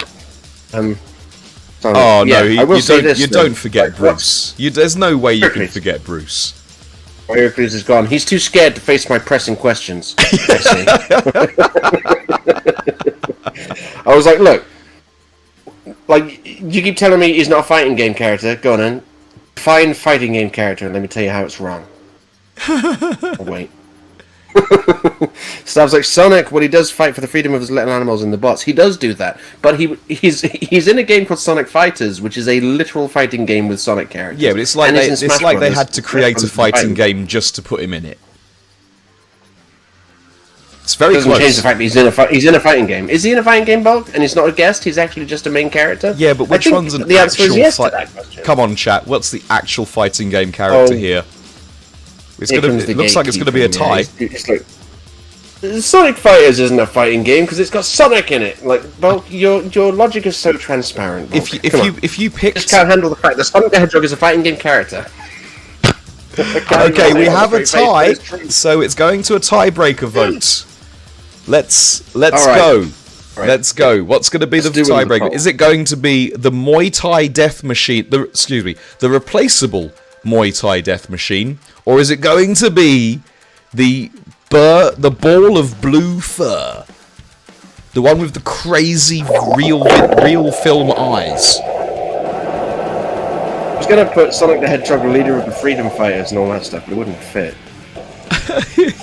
There we go. Number 6. Cast your votes now. Sonic the Hedgehog or Bruce Irving? Who is the better? Who is the more awesome?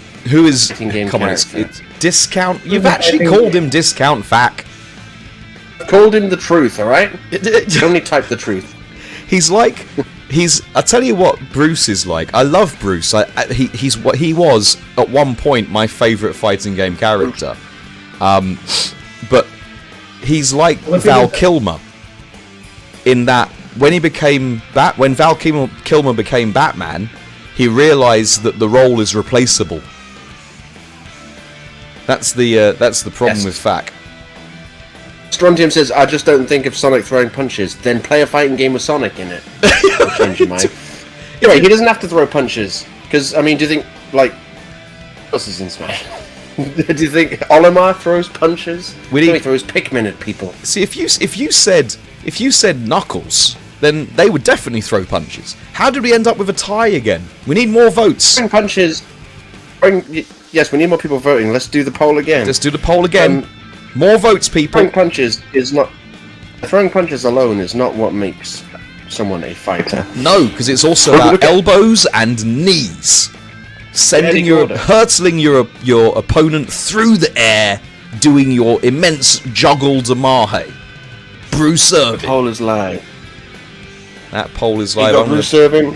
I mean, Sonic can do the spin dash and like spin into people, do some damage, and like his forward smash is a wind-up punch. He like winds up his fist super fast on account of the fact that he's Sonic, and then just goes boom. Why aren't my punches devastating? I'm Sonic the Hedgehog. I feel like Iraklis is needed here to break the deadlock because he's disappeared. There we go. He's disappeared from my view, and see Iraklis, he's back. No, He's to vote. No, he's not. I can hear him. I can't see him. Iraklis, vote for Bruce. I vote. On your stream, there's no Iraklis, but in Discord, I can see him right there. What? I've got a blank screen. I can see his face. As dark and shadowy as it is. Maybe it's because you can't see them. Oh, I don't know what. I can't believe it's going to be another tie vote again. It's close. Still, we got more votes though. We did get more votes. Yeah. I'm going to minimise that for a while. So let's. Even numbers. All right. If you Panda to show up and just go, my vote isn't working. How do you vote? It's not working. Here the whole time. Oh. Where it says current poll number 6, is that the number of polls we've done for this one, or is it? Is it the position? Get in there. Right, I have voted. Thought about not voting. I was like, nah, I'll just let Bruce win this so we can move on to the next one. Gross. I don't know how any of us are going to live with ourselves if we allow Sonic to win as a fighting game character. It's not what they're best known for, Sonic, is it? It would be a mission. Here's the thing, Bulk. Bulk, you never said top 10 characters who are primarily known for being fighting game characters. That wasn't the criteria. This the is criteria true, was fighting game characters. It's deliberately left wide open, like Iraklis' Tinder account. Yeah, but Sonic wins. I don't know why more people aren't voting. We need more votes. Whitney, try again. Like, Oh, should we just do it again. If it It's like my vote button is broken. Yeah, that's what happens when people don't vote the first 7 times we do this. Right, get your votes in again. Come on, people. The poll is now live again.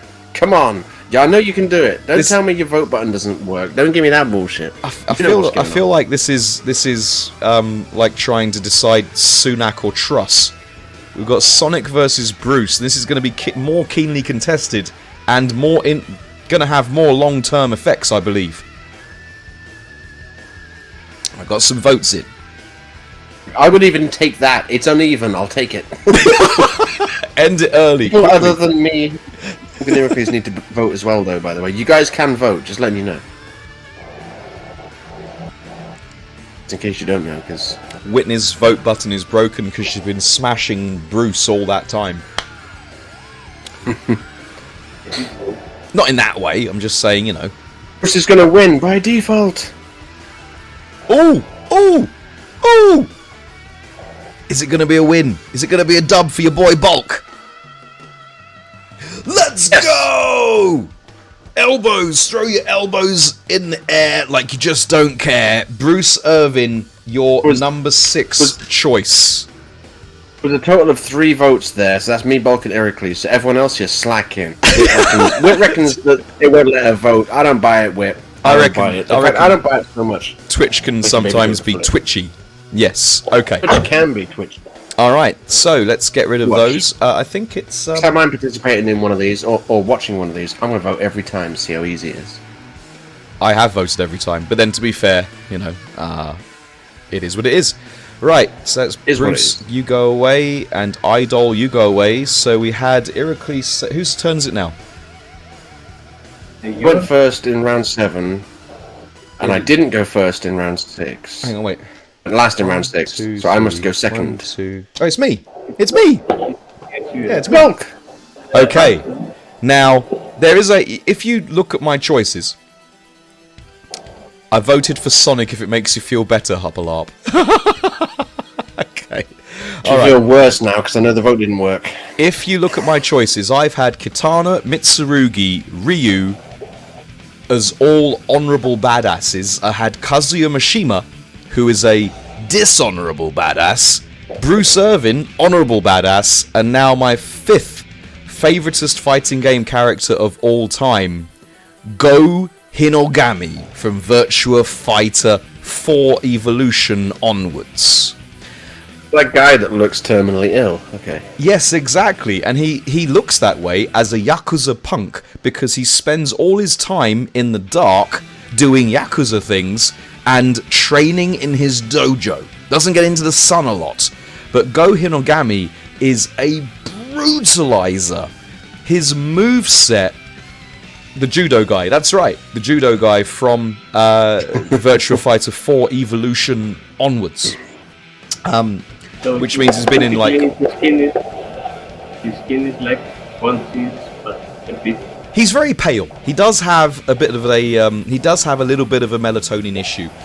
He just doesn't get into the sun. He needs to get more into the sun. And if he did get in the sun a little bit more, he might be a bit nicer. Because as he is, he's so savage. His moves... When I went through his moves back... Way back when I was playing Virtua Fighter 4 Evolution, I thought, this character is so sick. He doesn't care about human life. He wants just to cause pain and suffering. And then I played Akira for like 94% of the game and only dabbled in Go. But I've always said to myself, I really wish I picked up Go. And then Virtua Fighter 5 Ultimate Showdown came out, last year, and I picked up Go, and I thought, and I was so pleased I did. He's such a great badass. There are some bad guys who are bad guys, but that doesn't make them a bad guy. Go Hinogami is a bad guy. He is a very, very bad man. My number 5 pick, Go Hinogami. Right, Harps, what is your... Is it Harps or... Yes, after me, is it Harps? It is. Yes, it go is ahead, Harps. yes. What's your number 5? Yes. Jin Kazama. Wow, big guns. Classic Tekken character. Played Tekken 1 and 2, loved them. Tekken 3 was when I really got into the franchise, and I was like, look, I know how to use this Paul guy, this King guy, there's also this Kazuya guy, but the months leading up to Tekken 3, I was reading about it in magazines and stuff, and I was like, oh, it's a next generation type thing. That always works well when that happens in media. Let's see how it goes. And it did work well. They basically smushed Jun and Kazuya together to make Jin, and his fighting style was pretty awesome. I liked using him. I liked past tense. I liked story. Back when I gave a crap about Tekken story, I was like, okay, cool. So yeah, so like he's the mother of... He's the mother. He's the love child. Right. He's the love child of Jun and Kazuya. Yeah, exactly. And Kazuya is pretty cool. We've already determined this. And Jun was okay, I guess. So Jun was basically badass. They were like, hey, what if Kazuya had parries? Okay, I'm listening. What if Kazuya had 3-ring circus and can? And what if Kazuya was even more muscly? And I was like, what the hell? And then Tekken 4 came along, and they were like, look, we're bringing Kazuya back, so we can't have Jin in it as he is. So we'll just make him we'll make him his own thing. It's like Kazuya, not discount, uprate Kazuya. We'll give him all these different moves and stuff. And yeah, from Tekken 4, I was like, oh yeah, Jin's so awesome. He was my main in Tekken 4. Didn't really have a main in Tekken 5 and 6, because, you know, I hated the franchise around then. But Tekken 7, straight in there with Jin. I was like, right, boom, get in there with Jin, let's go. And I used Jin for quite a while, until I discovered another character, and I basically never touched Jin again. Until recently, I've kind of picked him back up again. But Jin is so cool, he's very emo, that's not what makes him cool, it works against his cool. What's impressive is how that he's still cool even though he's emo. That's what's impressive. He's just cool. I don't know if I can say he's cooler than his dad, though, because in terms of coolness, his dad kind of just takes it, with the purple suit and everything. But Jin Kazama, badass. He's one of the very few characters in Tekken 7 that can parry a rage art. Even some other characters can't parry a rage art. So yeah, Jin's pretty awesome. Totally fair and balanced character. And, never been less than top 3 in every game he's been in. Rowan, exactly, welcome home, Rowan Dude 05. Good to see you as always. Welcome home. The only thing that 5. That's going to be better than Scared of the Sun guy.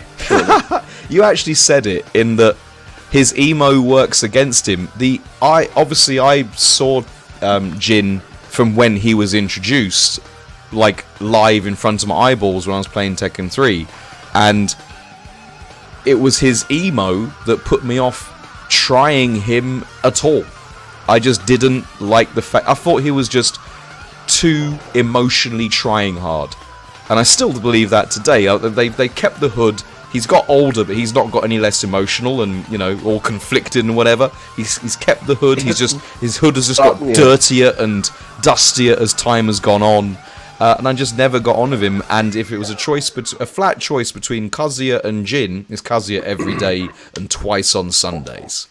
Me, it would be Jin, because, you know, he can parry, and also, no one wears half-leg splattered flame trousers better than Jin does. But no one wears half-spattered flame trousers because they look like they're from a circus.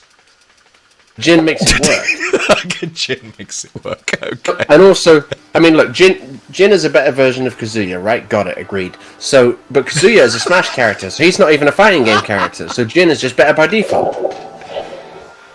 You're saying that he has cross-franchise appeal in Kazuya. Yeah, I wanted to mention this earlier, but I forgot.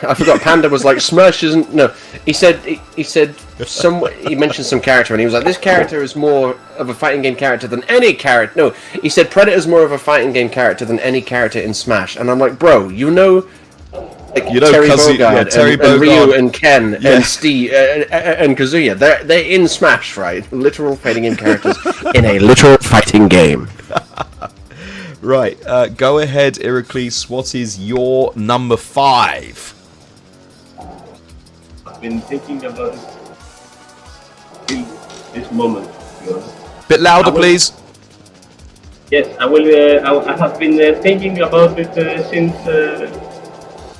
Until this very moment. My pick is, Sub-Zero. Wow! I know someone who's going to be unhappy with that one if it wins. Yeah. He's, in my opinion, first of all, he was my first main in the MK franchise. Especially in MK3 actually, because in MK2 I didn't have a main character effect. I didn't like Sub-Zero most of everyone else, more than anyone else. Is Harps about to have some kind of on-screen fit or something? Are you covering your microphone because you're about to sneeze heavily? Covering that picture of Sub-Zero because it's his MKX default outfit, his second worst, most hideous outfit of all time. I don't want to sully. If someone's going to be talking about Sub-Zero, I don't want to have my eyes sullied by the second worst design he was ever given. In my opinion, the MK2 skin is always the best. Not only for Sub-Zero, for any ninja. And yes, he's my favorite ninja. He was my mate in MK3, in MK4. along with One Piece. And he was also my side main in K9. Wow. One Piece. Well, Sub-Zero, I think you would say probably of the top 2 most iconic characters from Mortal Kombat. When you ask the uninitiated if they know Mortal Kombat, they'll go, "Yeah, I know Mortal Kombat. Sub-Zero, get over here." They'll say that. Yes. But yeah, Scorpion is nowadays number 1. Okay, maybe because got space. I think you're right. Sub-Zero was the most iconic at the early days.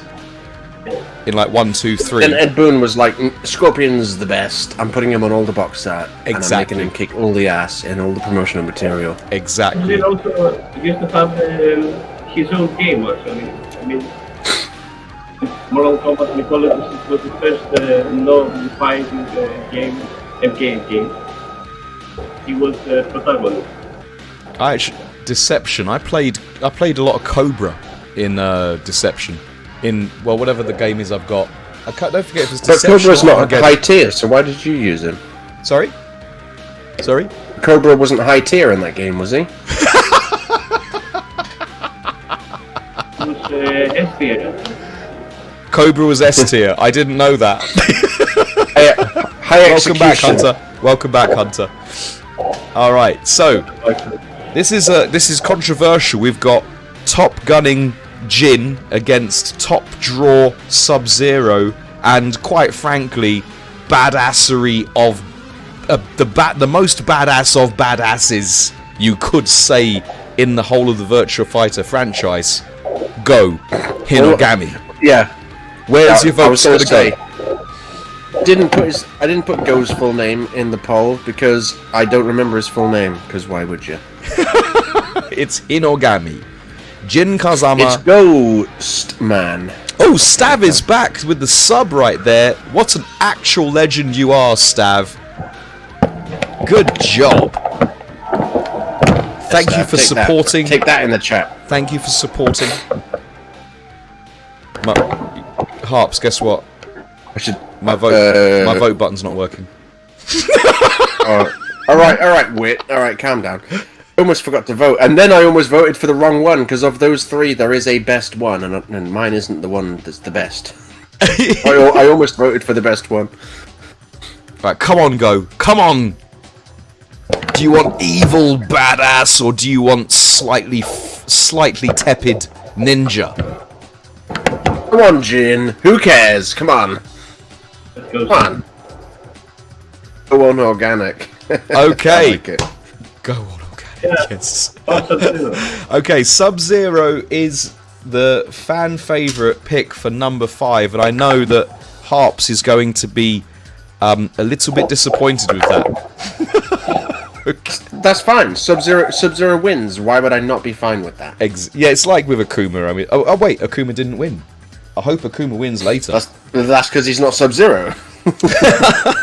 Okay, right, let's just clear the board as we get to number 4. Whose turn is it now? Number 4. Harps then? We had me, then Harps, then you, so it's going to be Harps. I went first as new. Alright, okay, so Noctis then. Another character, famous. Noctis Lucis Kylum. Guy from Final Fantasy 15. You know that fighting game? Everyone knows it. Yeah, everyone knows it.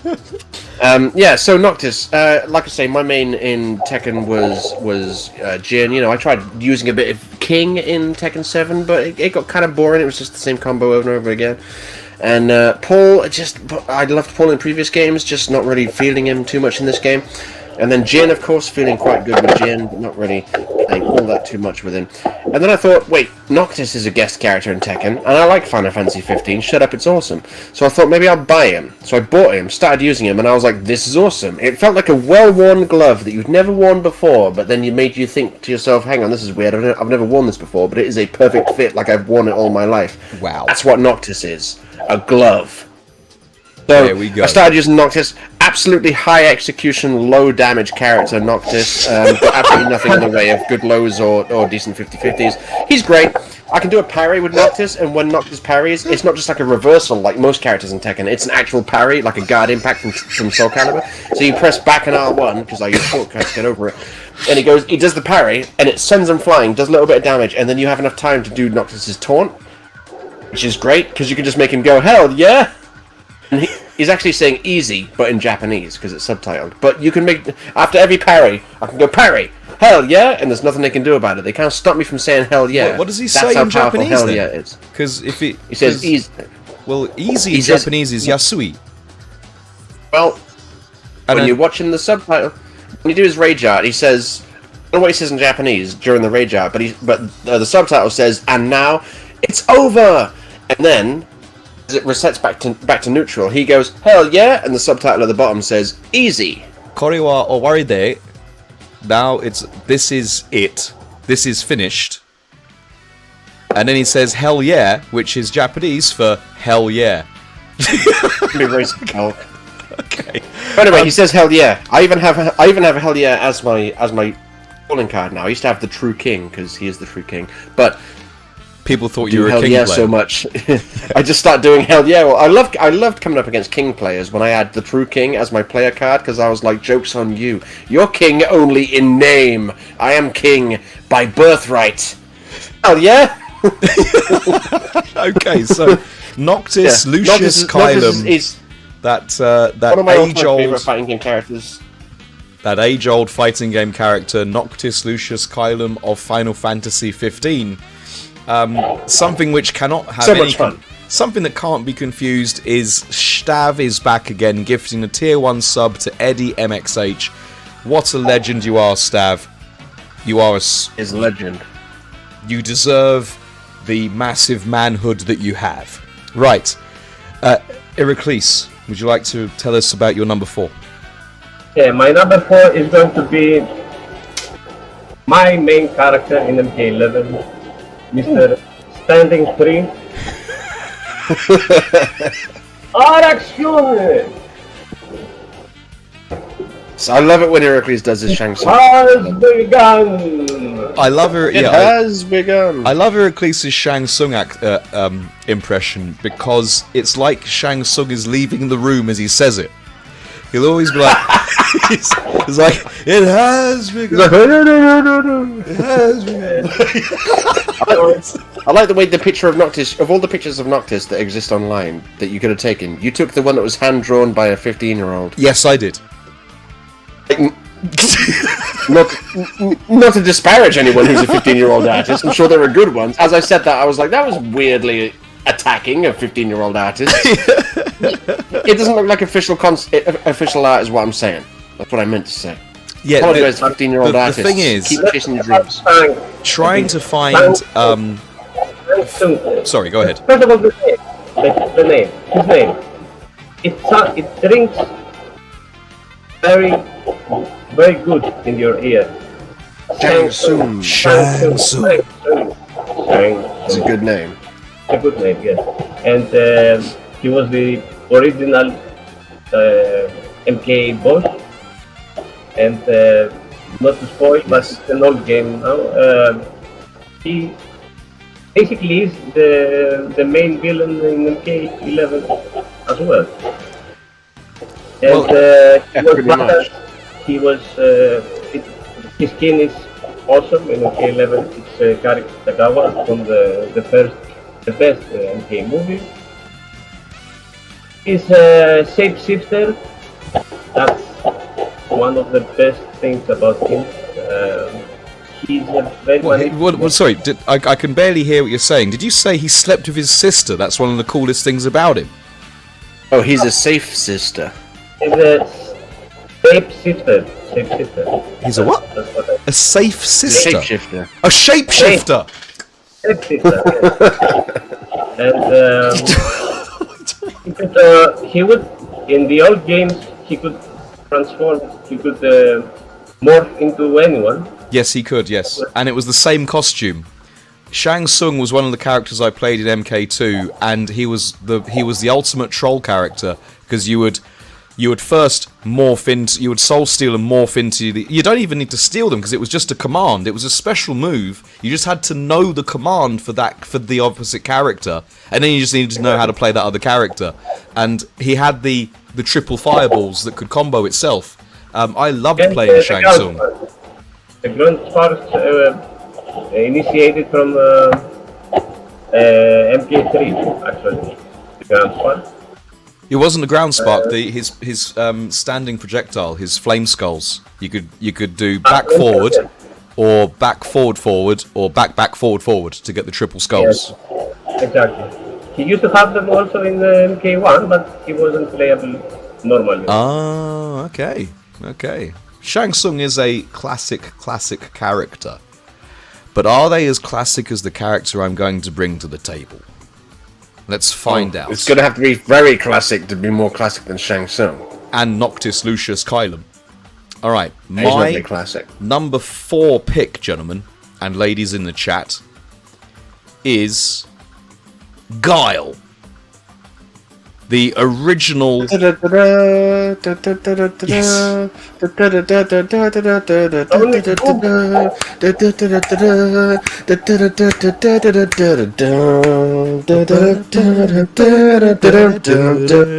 Yeah, exactly. And so on. And so on. And it's the comeback soundtrack of our lives. Whenever we need a comeback and a montage, we have the Guile theme. Squealy! Yeah, I absolutely loved playing Guile Street Fighter 2 because I could do his 6-hit re-dizzy combo and Sonic Boom, my E-Honda playing best friend, into death.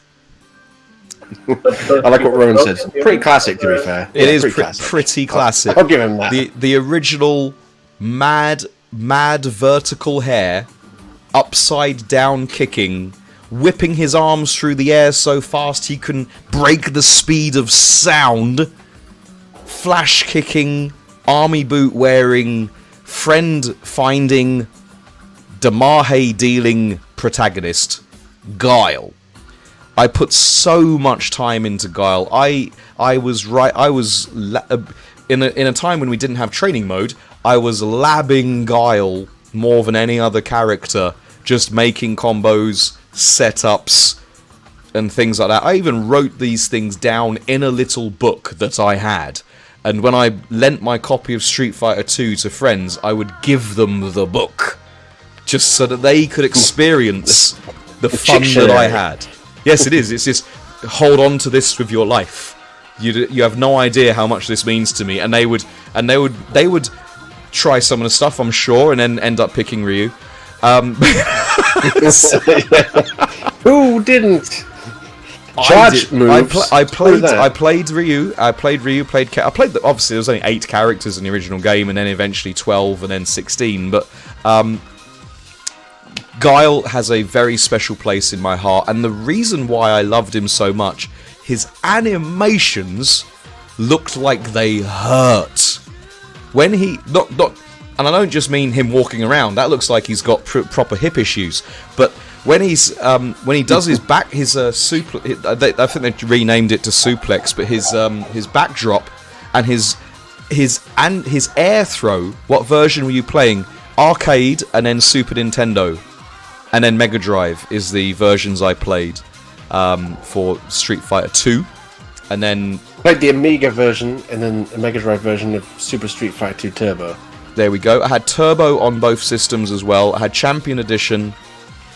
I had Hyper, and that was all on the old consoles. And then for PlayStation, I think the ones I had were Street Fighter Alpha 3 and Street Fighter EX Plus Alpha. He's really cool in EX Plus Alpha as well.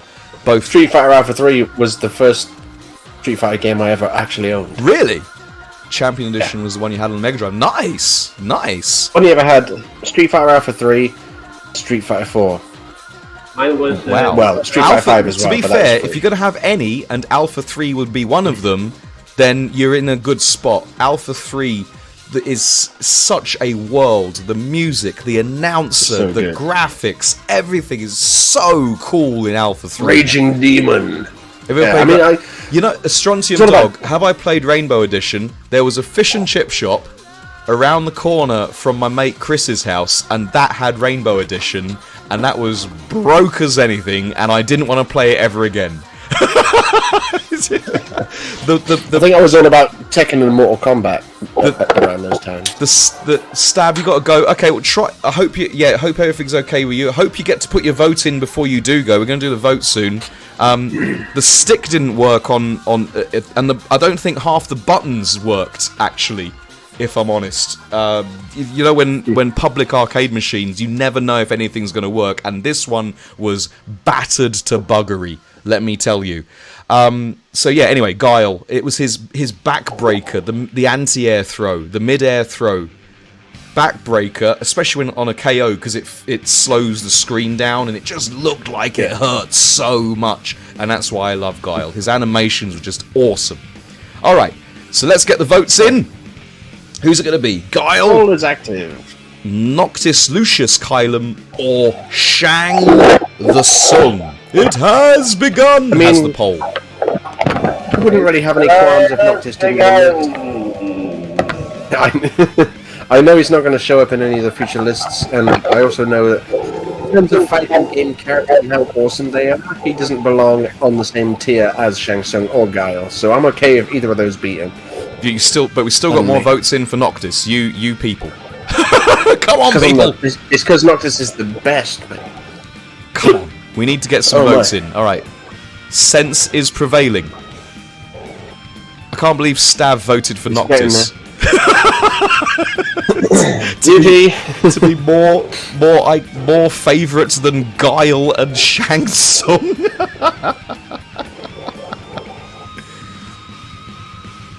Someone else has to vote. Come on! We need another vote!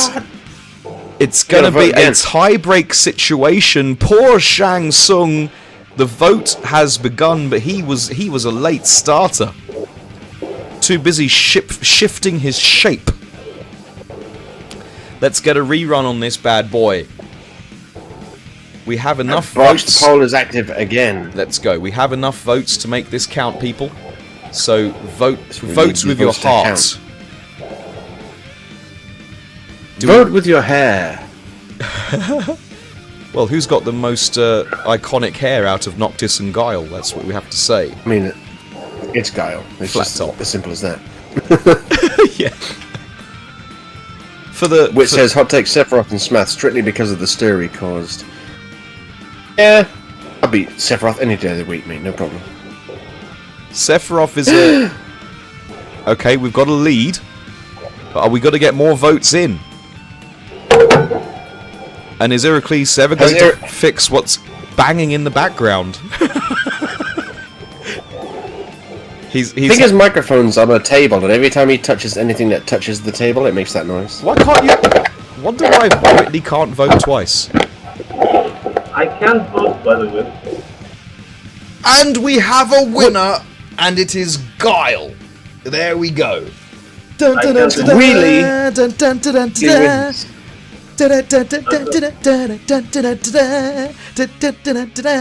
okay. Guile.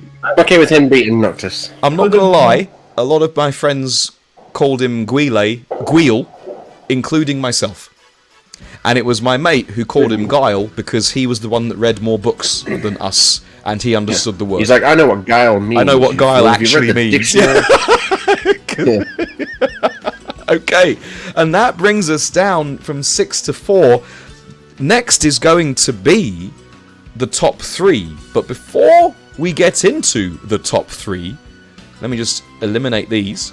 We're going to very quickly run through... let me just do this right now. Boop. We're going to very quickly run through our honourable mentions. Look at Kazuya there. He's not doing the business, unfortunately. He's not looking happy. No. He was just. Kazuya never looks happy, but he doesn't get labelled emo. It was clearly a just frame electric that he hit, and it was over in a 60th of a second. There we go. Yeah. So honourable mentions. Who would like to kick us off? Shall I start the honourable mentions, or who feels more passionate about it? Go for it. I'll do mine then. All right. So I have actually ordered my honourable mentions. So these are characters who Frozen again. it will do because I'm not on the Discord. So I have to actually have the Discord open in order for it not to be froze. And then when I go to OBS to do all the pictures and stuff, there you go. Oh, I'm gonna minimize it there, and you're gonna be froze like that as I'm going through my honourable mentions. That's the plan. Okay, in at number 8, I think it is, to my honourable mentions. I don't know, 8 or 9. It's Number to honourable mentions. Kotal Khan, the former Khan of Outworld. Sun God, my main in MKX, absolutely loved him because he dumped Damahe and didn't have a low or overhead mix in a game that was centered around having a low and overhead mix. Every game, every match was like a banquet. It was like having an entire 15-course banquet and if you got to the end, you might Kotal Khan, worst Khan. This is Strontium Dog. He got Back in a minute. My biggest gripe with him is that he got done real dirty in the lore, where he spent all of MKX being an absolute chump, an honourable chump, but a chump, and then he got killed in MK11. So we're not going to see his like again in MK12. It was fun while it lasted, but there's other characters to play. Then Zangief. I love Zangief. From the grappler in me loves the idea of being able to walk up to you and taking off a massive chunk of your life bar. So and it only got better with later versions of Street Fighter because you were able to dump 3 bars of meter and do a humongously damaging ting. Okay, so his what is his ultimate spinning pile driver called? Final Atomic Buster. Final Atomic Buster! Yes, I love that. Alright, now, next after there, I have one which I love the idea of, but I haven't ever played them.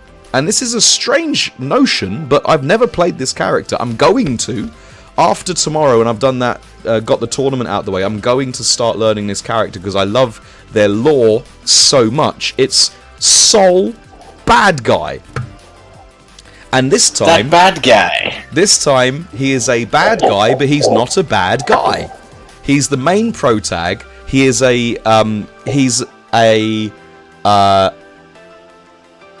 self-insert for the creator of Guilty Gear, Daisuke Ishiwatari,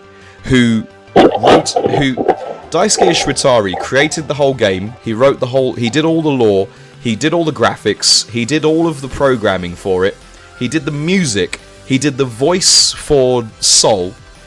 It's basically his game. Daisuke is such a talented guy, and Soul Bad Guy is his main protag. And I've got a little something here just to explain why I love the idea of Soul so much. Sounds like your standard overachiever. Sounds like what? Sounds like your standard overachiever. Yeah, he is. He's a proper overachiever. He's an indestructible superhuman who was created in an accident to become this indestructible superhuman. And he essentially saves the world on a number of occasions just because he can, on his way to try and find his lost love, Arya, who he replaces with Arya's clone later on down the track. But anyway, picture the scene. The bad guys are going to teleport down to a random location somewhere on the planet Earth in their big ship thing. And the idea is, when it teleports down, the good guys are going to get there as soon as possible and destroy it using Soul Bad Guy as their trump card. Okay?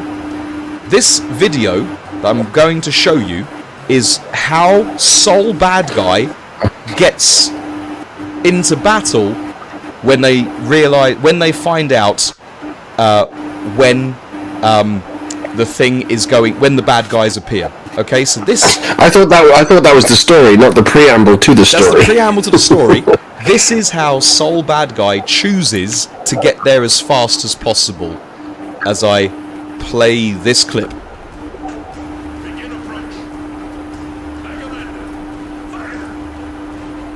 So here he is, running. Well, it's Waluigi Bison for some reason. Running very, very fast.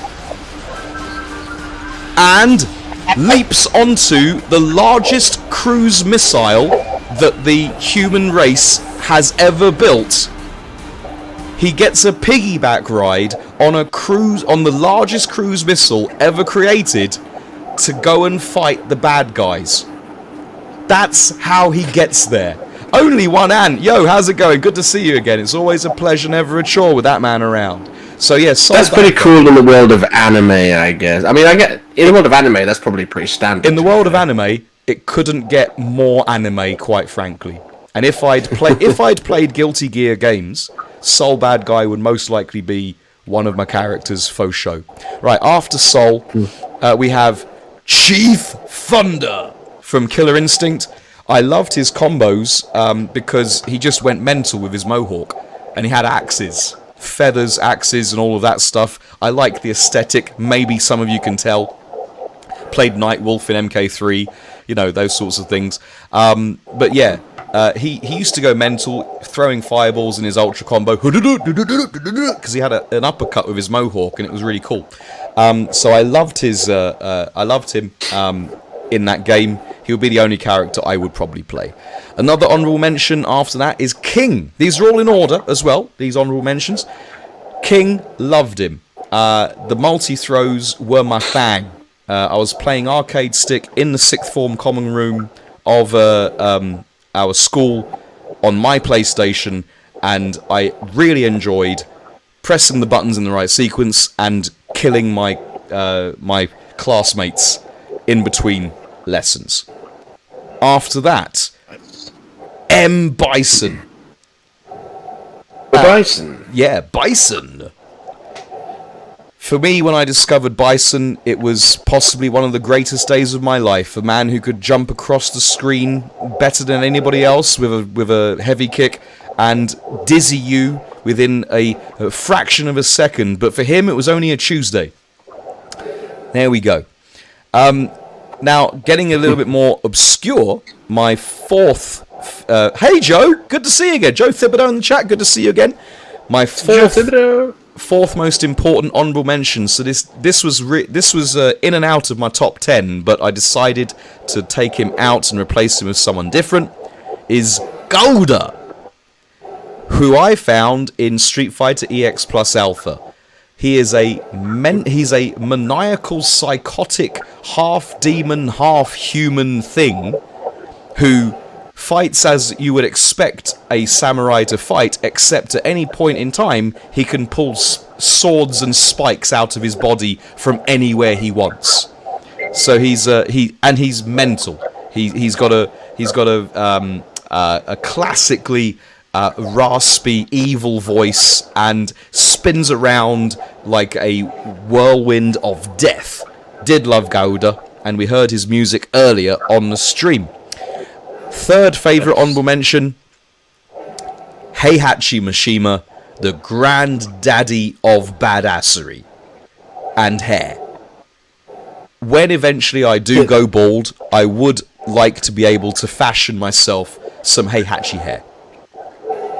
And guy who just will not die. I don't think he can. The man has survived explosion. He's survived volcano. He has survived bigger explosions. General falls to his death. Exactly, and he's always alive. So there we go. Heihachi Mishima. Look forward to him in Tekken 8. Beating Heihachi, and some will find this a little bit odd, Fakum Ram. Now, Fakum Ram, whatever people think about his place on the tier list of a certain game, is one of my favourite characters of all time because of his lore.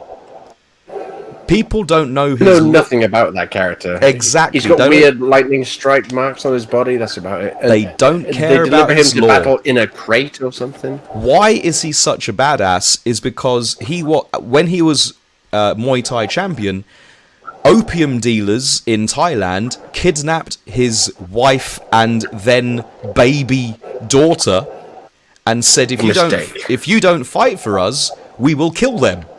So he went on a kill crazy rampage and lost himself in the role. And he's become a laser focused killing machine. And we don't know about the fate of his growing up daughter or his wife at this point. All we know is that he's gone through so much death, so much carnage, that he's become a lost soul. And when I heard that, I thought, what a backstory. I love this character, and his moves are great. One of his kicks shakes the damn screen. He's that bad. He's got some kicks and punches that just break the rules of the game. Yeah, let's not go over those. He is a behemoth, a Demahe dealing murder weapon, and I love him for it. And I'm looking forward to in Tekken 8 when they tone him down and he becomes more reasonable. They'll probably shoot his legs and make him bottom tier, which I will, which I'll absolutely love, because it means I'll be able to play essentially better Bruce again, and they'll have a much better backstory. And I hope that backstory comes out, because his backstory is epic. And my final honourable mention is an oldie but goldie. Old Man Utsasemi-sama from Bushido Blade. There's only 6 characters in the game.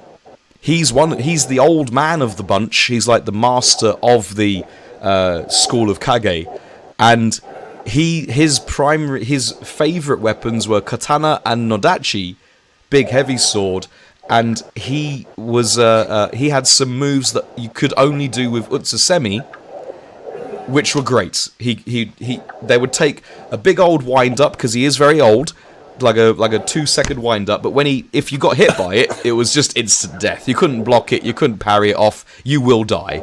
So I loved Utsasemi for the fact that he was old and still cut a dash amongst the younger gents, if you take my phrasing. Look like old, overpowered samurai types. Well, yeah, it's honourable badass or just bad badasses, preferably old, is how I tend to go. Okay, I'm going to unfreeze your cameras. Sorry about that, gentlemen. And I believe it's Harps for your honourable mentions. All right. Oh, hang on, this won't take long. I'm going to put my music back on. I've completely killed the mute. There we go. There we go. After Sol, we had no music, because I was trying to rush through as quick as I could. Right, go for it. Because you had music lined up for every single one, did you? Maybe. The honourable mentions are supposed to be just mentions. Anyway, where are my honourable mentions? All right. So Motaro, because he's the best Mortal Kombat boss. Look at him. He's a centaur. He's got 4 legs, 2 arms, a metal tail. He's immune to projectiles. He can deflect stuff. He was an absolute son of a bitch. I always wanted to play as him. Then when I played Mortal Kombat Trilogy, I played as him, and I was like, oh, he is as broken as he seems. Motaro. Right. Hwang, my favourite character from Soul Blade. My favourite character from Soul Calibur. The character I wished was in Soul Calibur 2, Semi 3, 4 and 5, but then they brought him back for 6 and he was different. I didn't really quite like him as much. But in Soul Calibur 3, you couldn't be Hwang, but you could make a character that had Hwang's moves, so that was good enough. So Soul Calibur 3 was where it was at. Speaking of Soul Calibur, there's Siegfried, the guy with the sword, massive Faust weapon, awesome legend, me and Stav. Fights, legendary, Soul Calibur, Siegfried, awesome. The other male ninjas, you know, like Tremor and Scorpion and Reptile and all that business, because I love the classic ninjas from Mortal Kombat, which is always first group of characters in fighting games when I was like, yeah, I love this shit. Look at this shit. I love it.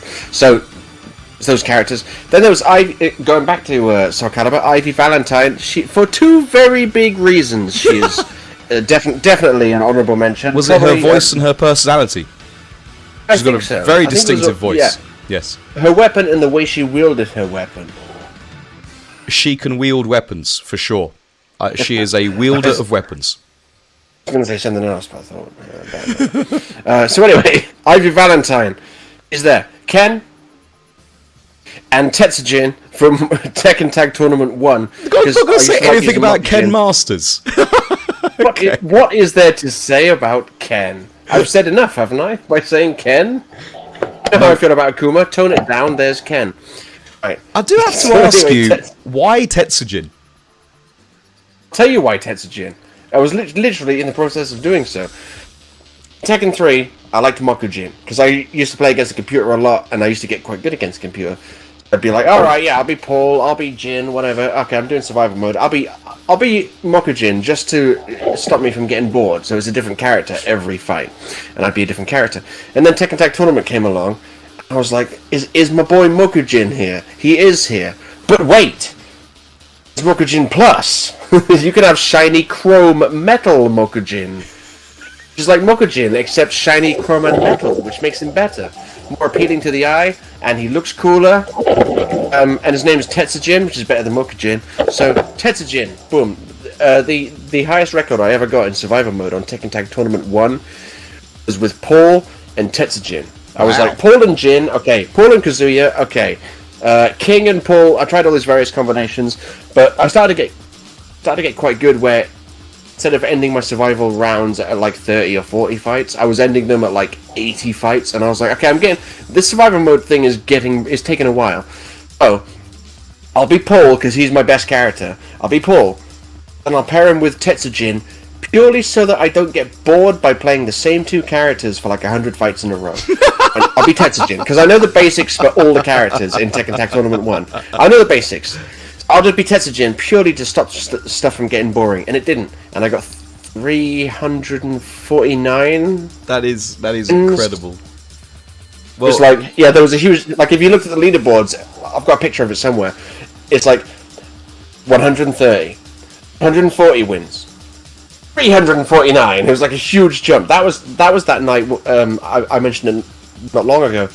I was playing Tekken overnight for so long, and you can't pause survival mode in the old Tekkens. Like, if you're playing survival mode, it's either a loading screen or gameplay. You can't pause it. So there was peeing into a bottle happening that night, and there was also as the sun was rising, am I going to work today? Was also on the cards, because I just kept winning at survival mode. And then I eventually lost at like 349. I played a couple of rounds with my feet. That's how insane it got. Like, I don't know if you have played survival mode for 350 fights. It starts to drag after a while. You start to get into routines. You're like, okay, dude, burning Death Fist with Paul, change to Tetsujin, run in, do shoulder tackle. There's a certain routine, and that would get you through most fights. And by near the end of it, I was like, a couple of rounds with my feet, just play. And I'd lose a bit of health and then quickly go back to my hands. But I did play a couple of those rounds with my feet to stave off the boredom. It sounds like Tetsujin should have been in your top 10 by the sounds of it. Okay. No, because he only ever did that one awesome thing. Going back to Strontium Dog in the chat, no mentions from Dead or Alive. The only mention I would have probably made from Dead or Alive would be Akira Yuki from Dead or Alive 5, and I know it's not a Dead or Alive character. The only thing I would have said from Dead or Alive 5 is Tina. Two very big reasons, but Ivy is a better two big reasons. The character I played was Hitomi, because she did the karate. And Bulk Jr., when he was asked who's his... Because we did a stream together, and there was a guy who was really big into DOA in the chat, Full Cut Bounce. He said, who's your favourite DOA character, Bulk Jr.? And he said, Jackie, who was also from Virtua Fighter. Jackie from DOA. Oh, yeah. Okay. That guy that wore the silver Teletubby outfit in Dead or Alive 2. No, Jackie was an import in Dead or Alive 5 from Virtua Fighter.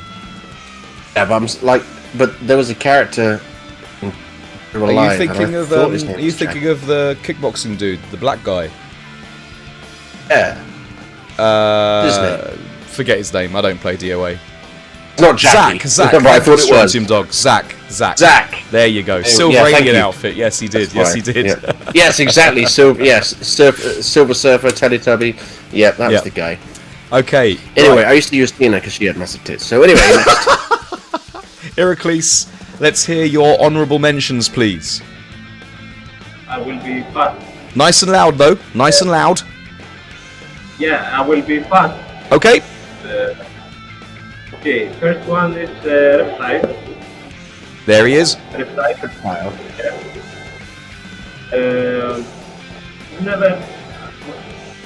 Never really played him, but I always liked him as a secondary ninja. I mean, I played him in MK2, and his acid ball combos in MK2 were pretty cool. cool, yeah. I like him after Sub-Zero. He's my favorite ninja. Cool. And I mostly like his human skin.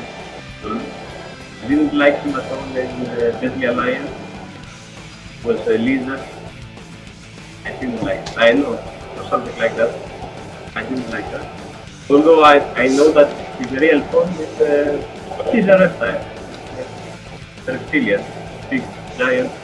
He used to be Sanction's bodyguard, if you know, in MK1. But then he was demoted. He was just like Baraka, a jobber. Anyway. He was demoted for the rest of his life. Yeah, facts. Next. Exactly.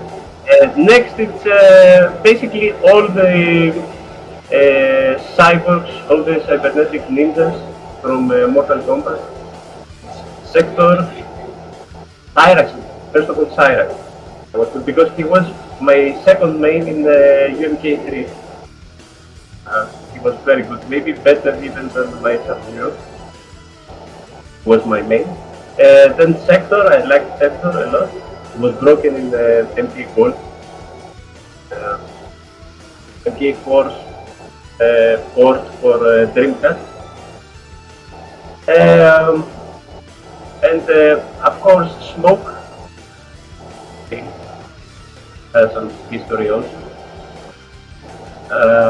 And even though he was only in MK9 and MKX, I would say Cyber Sub-Zero as well. I liked the way he looked, his gameplay looked in MKX, like most of the characters. Alrighty. And after that, I would say Onaga, who was the original true ruler of Outworld. He was the original emperor of the Outworld. Hakan was supposed to be his the protector of Outworld, like Raiden is the protector of Earthland. But he poisoned by his advisor. Poisoned, yes, exactly. He was poisoned by The fallen half-dragon prince. And he had an army, an undead army. His command. Said to be invincible. Under his command, yes. Strontium says Cage Maru from Virtua Fighter. Cage Maru. Cage Maru, my boy, old Cage. You know how I used to use Cage when I played Virtua Fighter. Throwing out the gang signs with old Cage. Yep. Everybody loves a Izuna drop. Facts. Everybody loves an Izuna drop. Stav is back. Thank goodness, because we're going to need your votes. Alright, after Onaga? I'm gonna say Kintaro from MK2 originally. I just wish he looks so good in Sanction's fatality in MK11. Yeah, he does. It would be sick if he was playable. He's the original four-armed furry. I can't believe that Goro isn't anywhere on my list. There, I said it. He was a general in the Soka. And now he's just a general jobber. Now, yeah, I guess. Goro was high status. He was the prince. Or something. Yeah. Kintaro's a striped commoner. Facts. Okay. Yeah. And your final honourable mention, Iraklis. Was the final? I have one more. Well, I know exactly who it is. Yeah. I have my list prepared for such events. It's on the screen now. He was in Killer Instinct. It's Gargos, yes, of course, it's Gargos. I didn't actually like him in Killer Instinct 2, the way he looks, but I definitely like him in the newest, in the Killer Instinct 13, 2013. He damn near broke the game. He played outside the rules of the game by having the assist characters and like an unblockable command grab and doing damage and having his it sounds like fucking ram to me. He was a summoner, and I like him. He was so unique, and I like his face. He was one of the two strongest warlords, in ancient times, along with Idol. He defeated Idol after. I'm not surprised. He had assist characters. Okay. Right, so they are our honourable mentions, ladies and gentlemen. We are now going into our final top 3. Who is your favourite out of all of your favoritist fighting game characters of all time? Who is going to be 3, 2, and 1 in our esteemed host's eyes? And I believe it's going to be me first. And I can't believe I get to kick off the top 3 here with my pick, Akuma. The Raging Demon himself.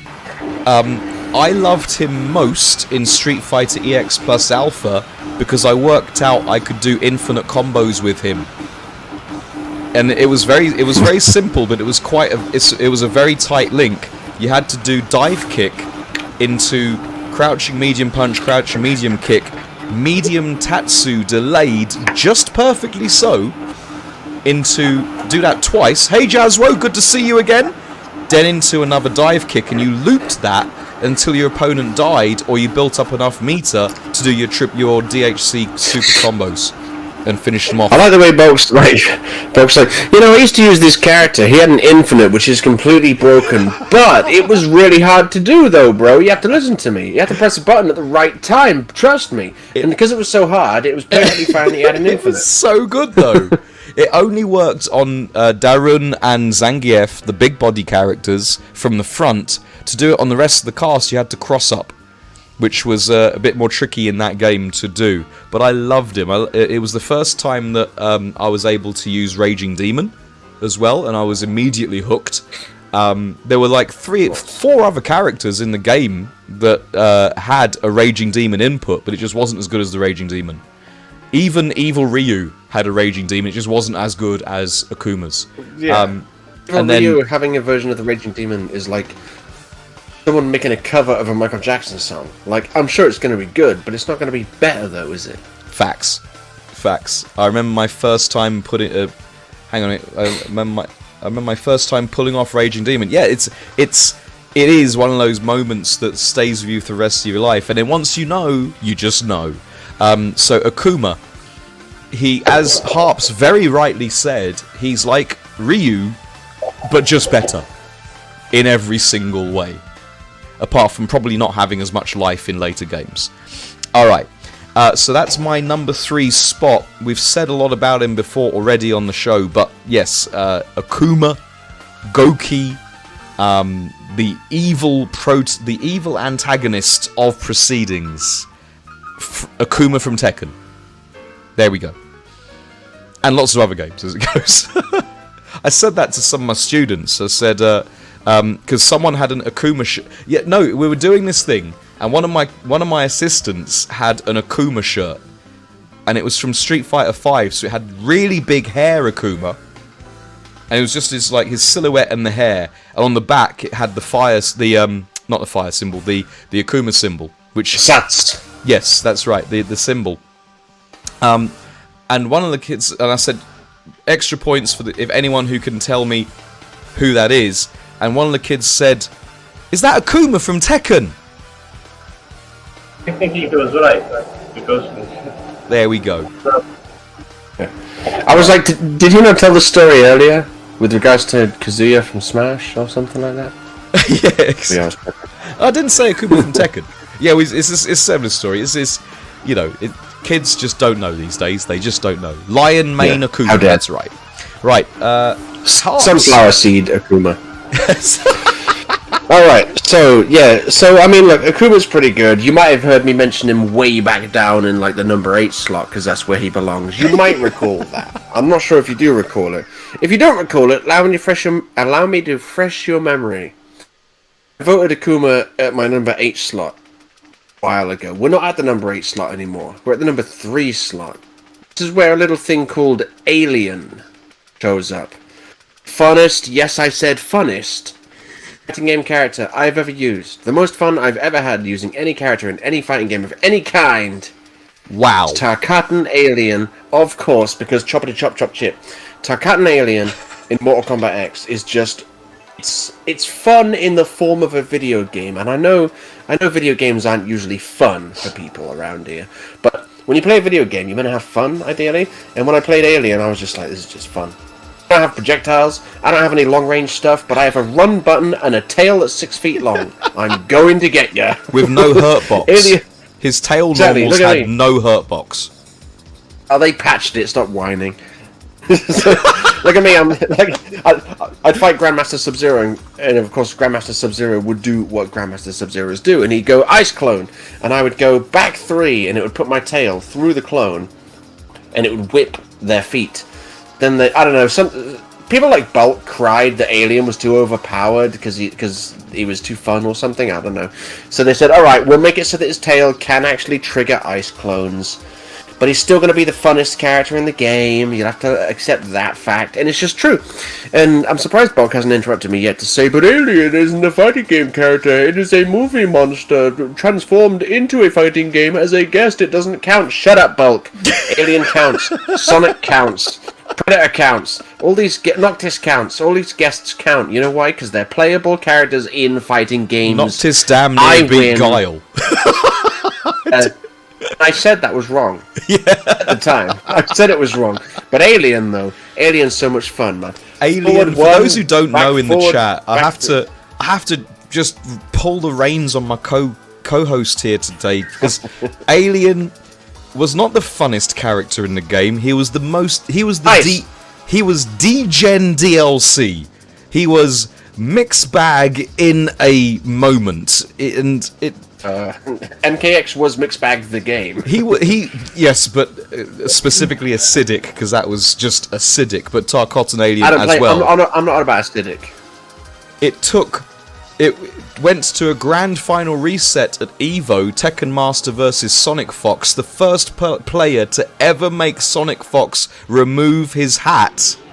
The first person to ever make him remove the hat was Tekken Master in the grand final reset, Kotal Khan vs Aaron Black. Final game, Sonic Fox picks Alien and demolishes Tekken Master's Kotal Khan in probably the biggest letdown in a grand final that we've ever seen. it was before his nerfs. And then he was nerfed. Yes, and then he was nerfed. Wait. That was with Acidic Alien, right? I think it was us. I think it was Acidic, yeah. Don't forget the overhead launcher, which had armor back then as well, says Jazwo. Facts. And, so your attempt to try and bring down Tarkatan Alien with the slander from another alien, why? Just because they're both Black Hulk? Is that where you're coming from? Is that where you're coming from? They still had the same moves. The acid just made the restand. Not all the state. the acid just gave them a restand. That's all it did. And By damage over time. definition, they didn't have the same moves. That's what variations are.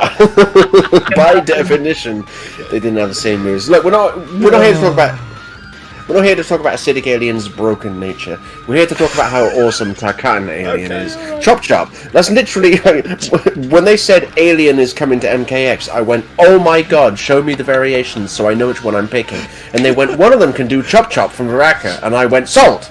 Never once looked back. I went, Chop Chop, sold. I'm being that one, and I tore shit up with Alien. I'm not gonna lie. Alien's the most funnest. That's right. I'm stretching to most funnest now. It may not be the greatest video game fighting game character of all time. If you give me Tarkatan Alien and MKX, I'm going to have fun, and that is a fact. Okay, I respect it because it is about how it makes you feel when you pick your non-fighting game character to playing a fighting game. That's a good joke. That's a good joke. Right, Iraklis, what's your number 3? My number 3 is Lord Shinnok, the Fallen Elder God. The Fallen Elder God. Or Mr. Happyhead from MK11, isn't it? Yeah, but Guy. It was first introduced in the Mortal Kombat mythology, Sub-Zero, as a final boss. Then final boss in MK4. And what I liked about him is that he was the first character that was standing above all. I mean, he was an elder god. Before then, we never got to see any of them. Who are the elder gods? One of them was Shinnok, but he had different opinions from other elder gods, and he was banished.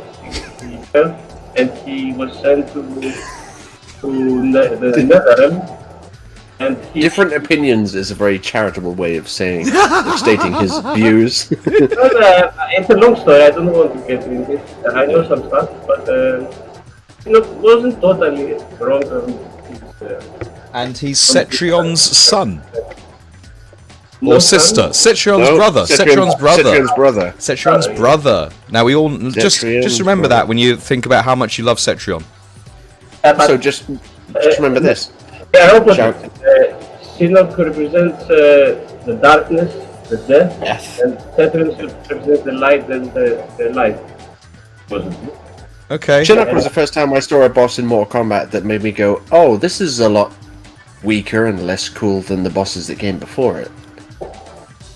Yeah, but he looked cool. He had something like He's got I'll tell you what, he's got an old school Italian priestly charm about him. He looks like an old Orthodox priest without a beard. Or an old Italian priest. and Il Padre. what an art! He was tortured for millennia by Lucifer. Lucifer was the actual protector of the Netherlands. He was the natural protector of the Netherlands. Netherlands. Netherrealm. Always- Netherrealm. Sorry. That always surprised me because I always thought that Shinnok was like the Mortal Kombat's universe of Lucifer, but apparently there was a Lucifer in the Mortal Kombat universe, and the Shinnok in or something. tortured by him and his minions. And but Quan Chi was actually he was a non. He was from Netherlands. Okay. He was a thief who disguised it into this human-like form, and he helped Quan Chi, Shinnok to escape. Okay. All right. Well, we could talk about lore all evening, but we're going to have to get a vote going at some point because we're mindful of having to get these votes in while our audience is still awake. So let's get a poll going real quick and get the decider. Is it going to be Shinnok, possible defender of the Netherlands, alien, No. on holiday from the future, or Akuma, The man who can split an island in half with his palm. Who's it going to I be? mean, when he's doing it as a moment of cowardice. This is true, but we can't understate the facts. That's true.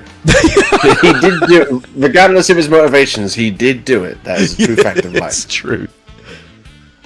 Who's it going to be? I don't think Alien's going to win, but we've got votes in, and they're all going toward one direction right now. Oh no, we've got a vote for Shinnok as well.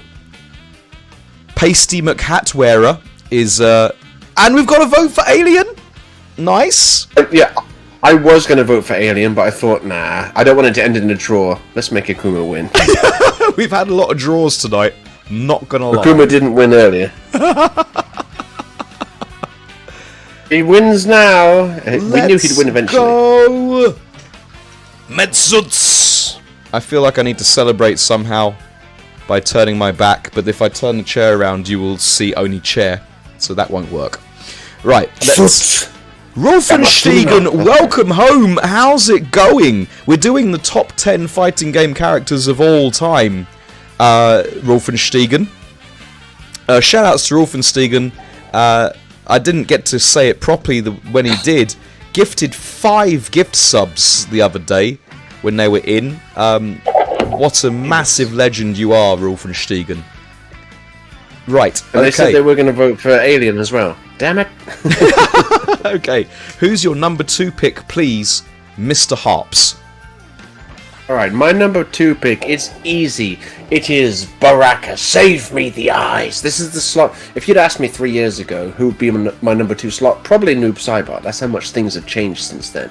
But since then, Baraka, who I've always liked, but he might not have even been on my top 10 list 3 years ago. Now he's like number 2, easy, because number 1 is the GOAT. But number 2, Baraka, easy. He's got the blades, got the chop chop. Everybody do the chop chop. Need I say any more than this? I mean, he can do the chop chop. Do you remember I sent you that video from Games Master where the player in the Baraka suit beat a lot of top players? Do you remember that one? Yes. Very funny. And I remember it was such a great moment. I remembered it wrongly. I Mandela affected that one massively, and it turned out the Baraka player didn't win all the matches.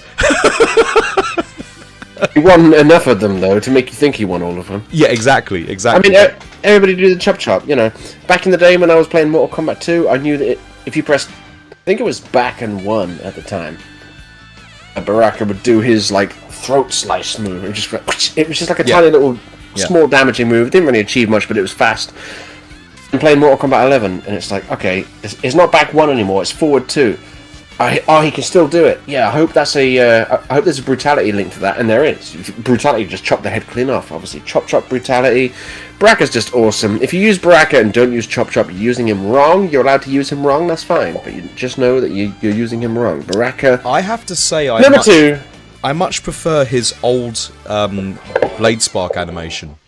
He goes up on one leg, like in crane stance, like half crane stance, and then shink, and then just throws it out there. Yeah.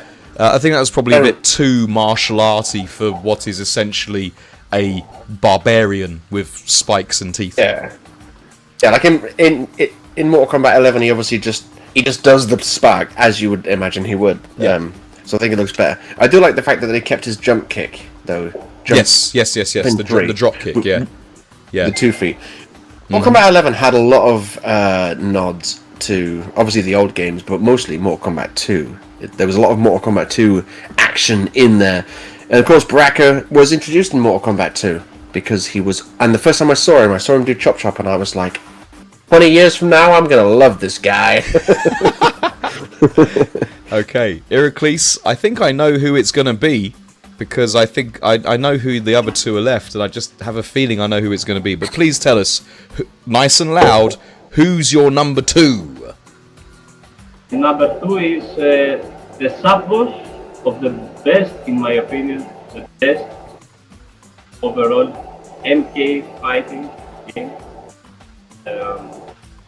And it is, of course, the Centaur Motaro. The 4-leg half horse Or as I like to think, as I like to fondly remember him, Horsey McUnbeatable. Yeah, Motaro is, like I said earlier when I had him as my honourable mention, he is one of all the Mortal Kombat bosses, he's the one that I look back on and wince the most at. I'm like, oh yeah, he was unbeatable. Oh no, yeah, him. He could, you couldn't throw projectiles. Yeah, exactly. Because you'd steam through the tower, throwing projectiles as a big part of your game plan, and then Motaro. He's like, oh, if you throw a projectile at me, I'm throwing it at you. And then he'll jump up and he'll take out a big chunky health bar, or just gallop up to you and boot you in the face with a double size 23 horseshoe. Of all the characters I've wanted to see come back to Mortal Kombat, he is number one. I want to see him come back, and I'm not talking about the two-legged Armageddon version where they brought him back and couldn't be bothered. I mean the real return of Motaro. I'm not looking forward to that day. Blinks90, welcome home. Good to see you again.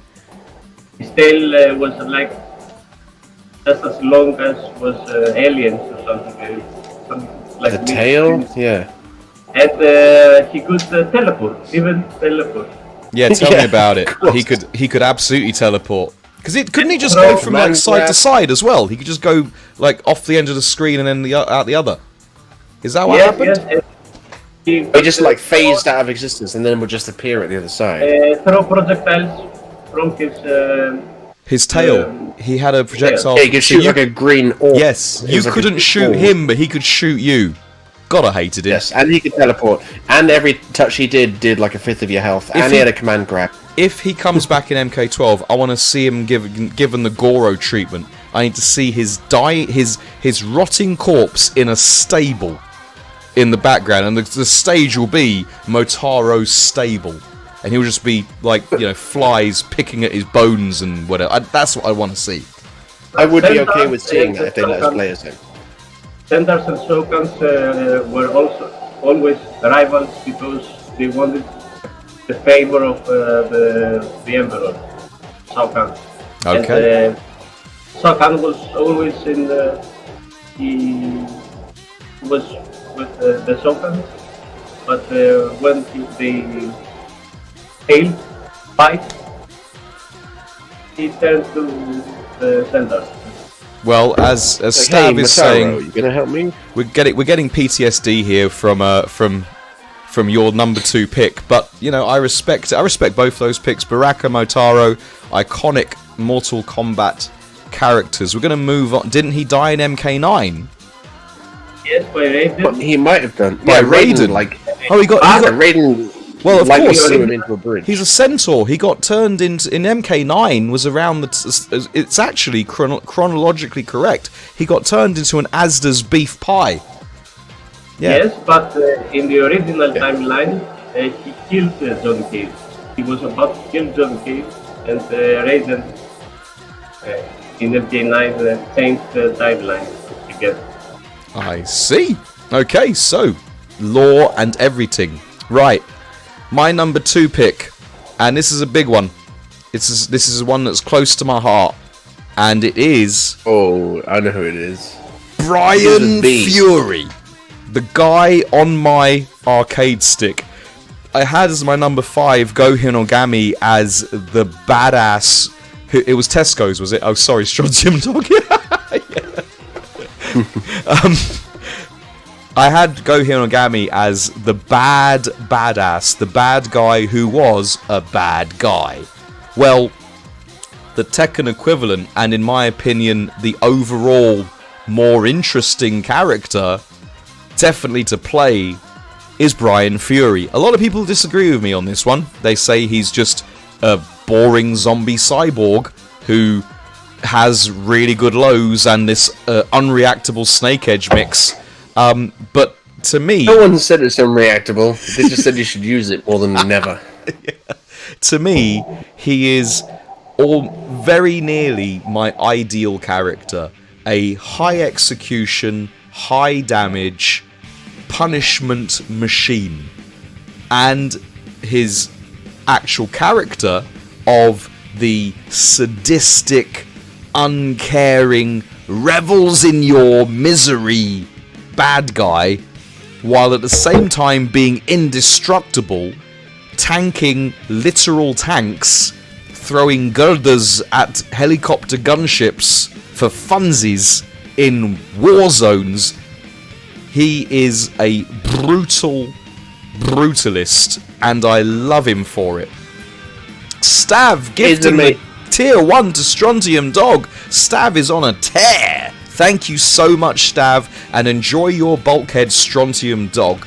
As I could wax lyrical about Brian Fury, but it's the combination of his character design and the fact that you have to get the execution or it's not gonna work for you. He's not just got great buttons, you have to get the execution down or he's not going to be a great character for you.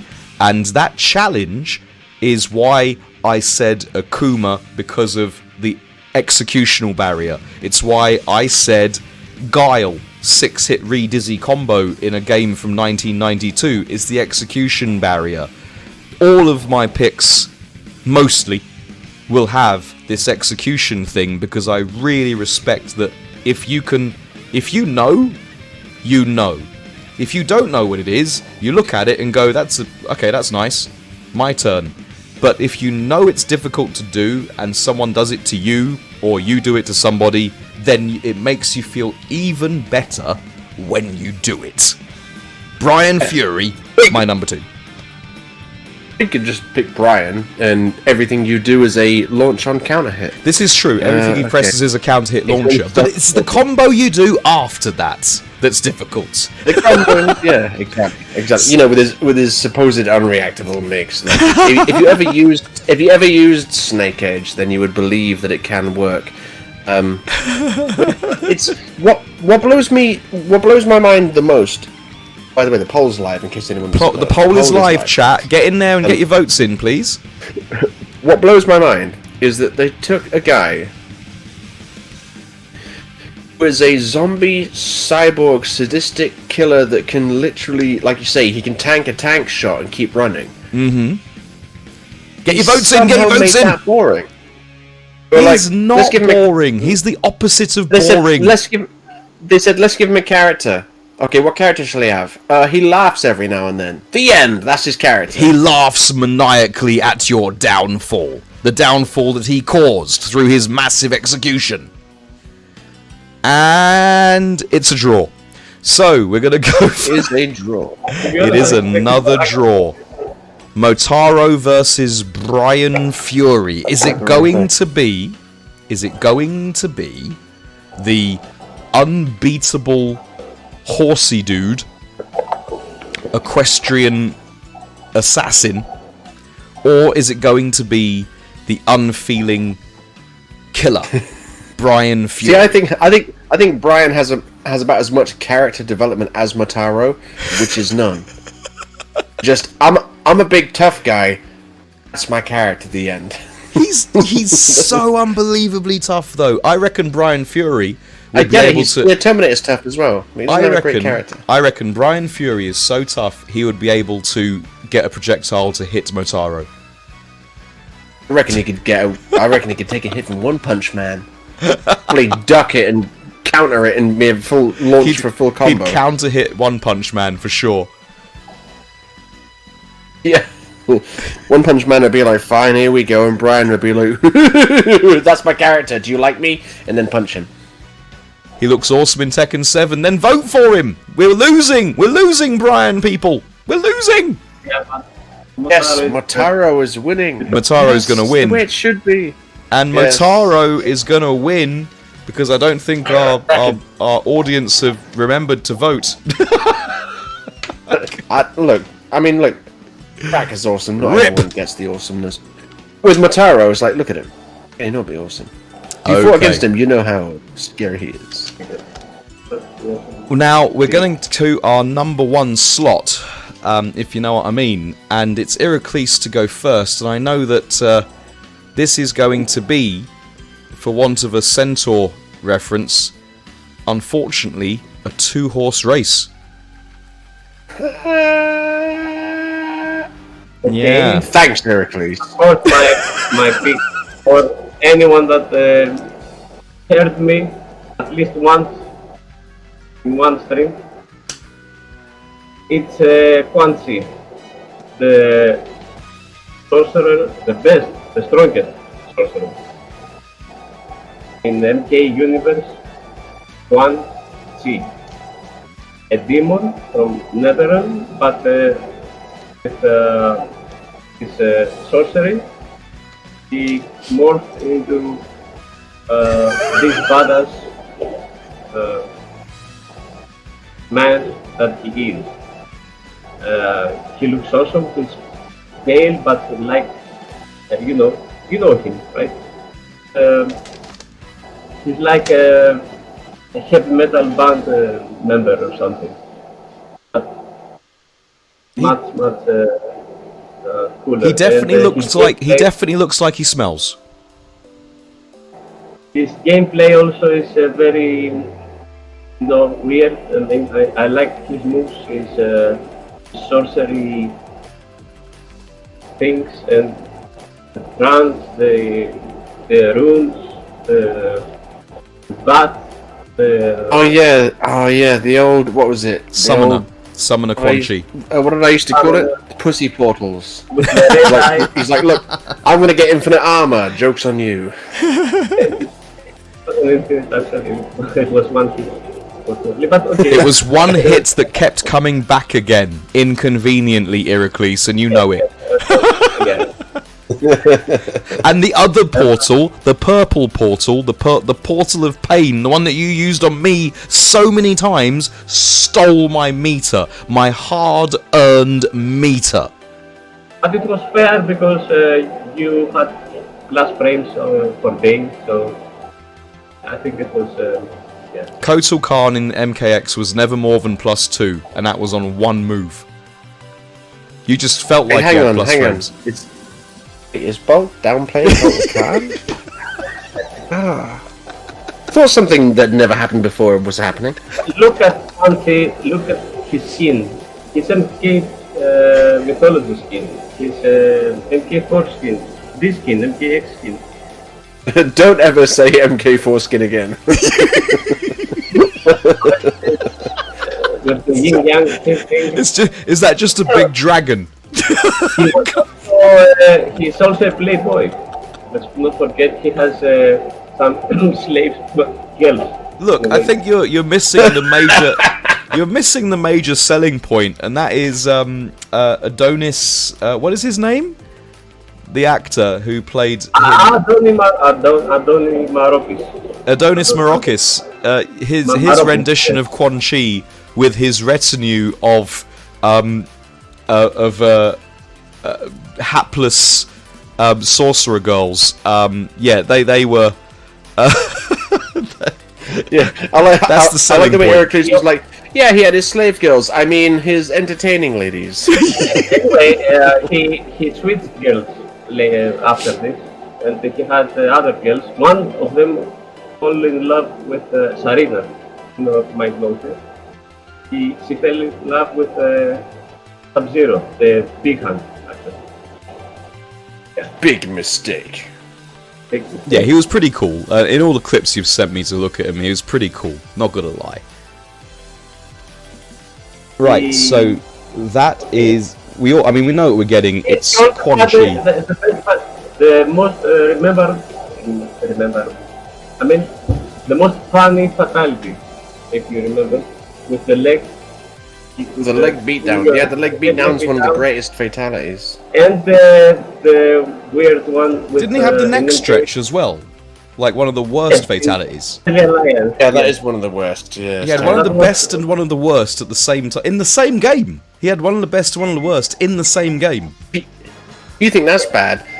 In my top 10 favorite and top 10 least favorite fatalities of the 2D era, or the classic era, Sub-Zero had my favorite fatality, and Sub-Zero had my least favorite fatality of the classic era. Man, How did they do sucks that? to suck. Okay, so that is Quan Chi. Let's move on and do my number one. And it all comes back down to how it makes you feel. And I am at my very happiest pounding my stick at any time, day or night, when I'm piloting Akira Yuki from Virtua Fighter. Yes, never knowingly less than top tier. Some people put him as a triple S character in many of the games he's in, and I don't dispute that. But in order to get to that level, you need to know what you're doing and put the time in and get the results out of it. Akira Yuki does what everybody who does fighting games for, to do cool shit and do it yourself. And if you can do some of the coolest things I've ever seen in fighting games from a character have come from Akira Yuki. Where Stun Palm of Doom, the classic GIF, which I haven't got prepared now, single frame knee, these moves and his combos where they just look like they hurt so damn much, throwing elbows and shoulders and knees and what have you, just look like they cause big hurt on their opponent.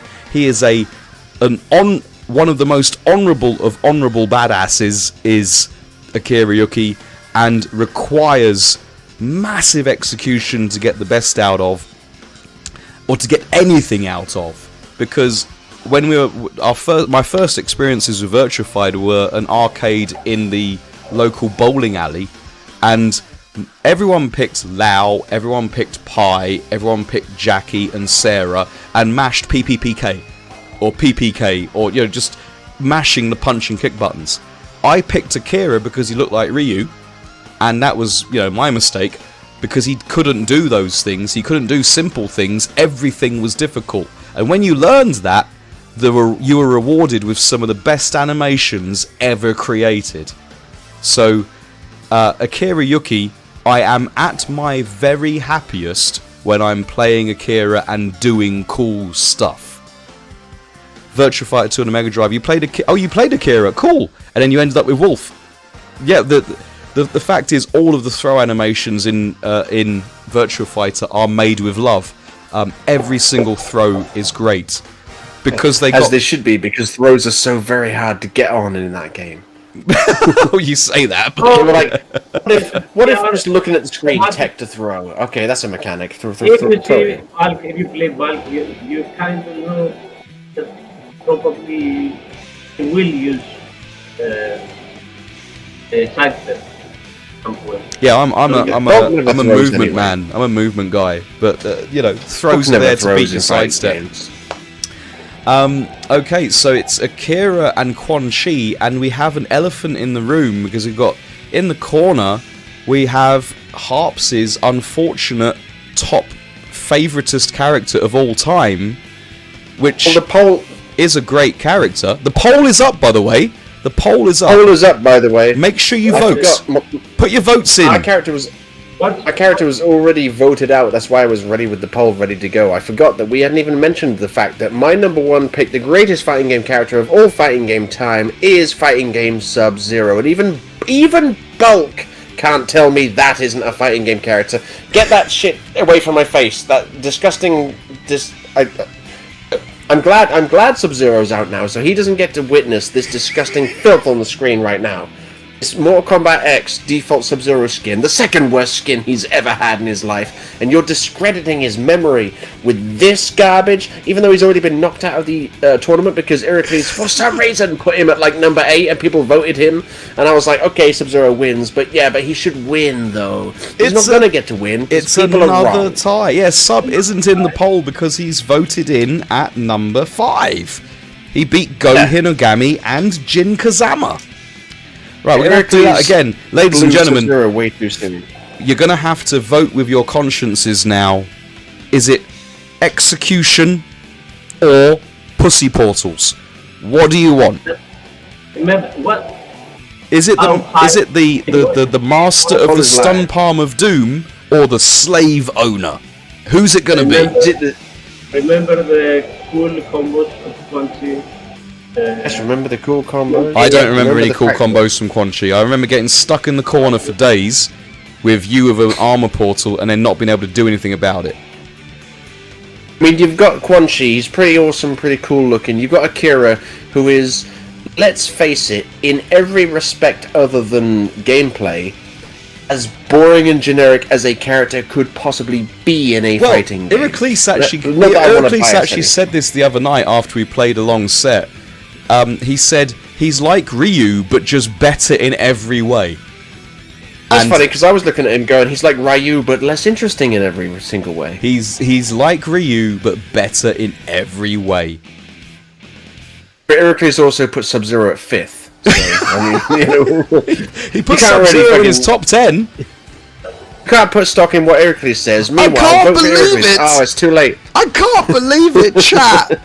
For the first time in 9 considerable conversations, your boy Bulk has got the #1 pick!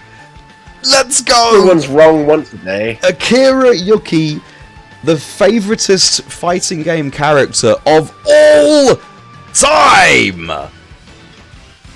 As we head on back over to this camera here, so we can just get to see a bit more of the darkened room that Iraklis is in, and a bit more of our... I can't believe all the uncultured swine that passes for viewers these days. Strontium Dog. Uncultured.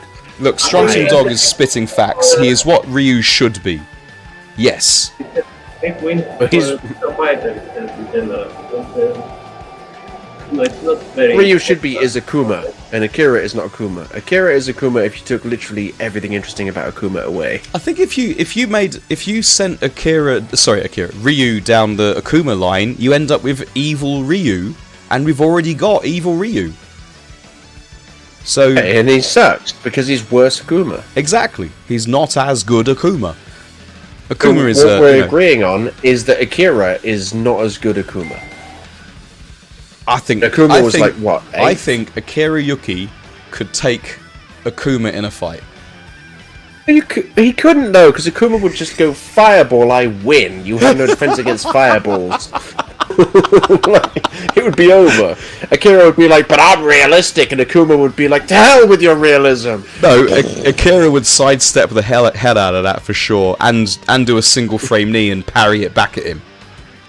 Yeah, Akuma would like try and do a Darwin 1000 test, and Akira would just go, but I pressed a button on the one frame that needed to be pressed, and then he would just win somehow. He's the Batman of fighting games. There, I said it. The Batman of fighting games. Wouldn't Okay. even, wouldn't Right. wouldn't even let him touch me. First of all. But even if he did, even if you did, he had safe mix 50-50. Who? Quan Chi? Let's see, yeah. Yeah, let's not talk about Quan Chi's safe mix, shall we? Alright, I'm gonna change the music, change of tack. Now we're on this screen here. There we go. I knew that was going to happen. There we go. Alright.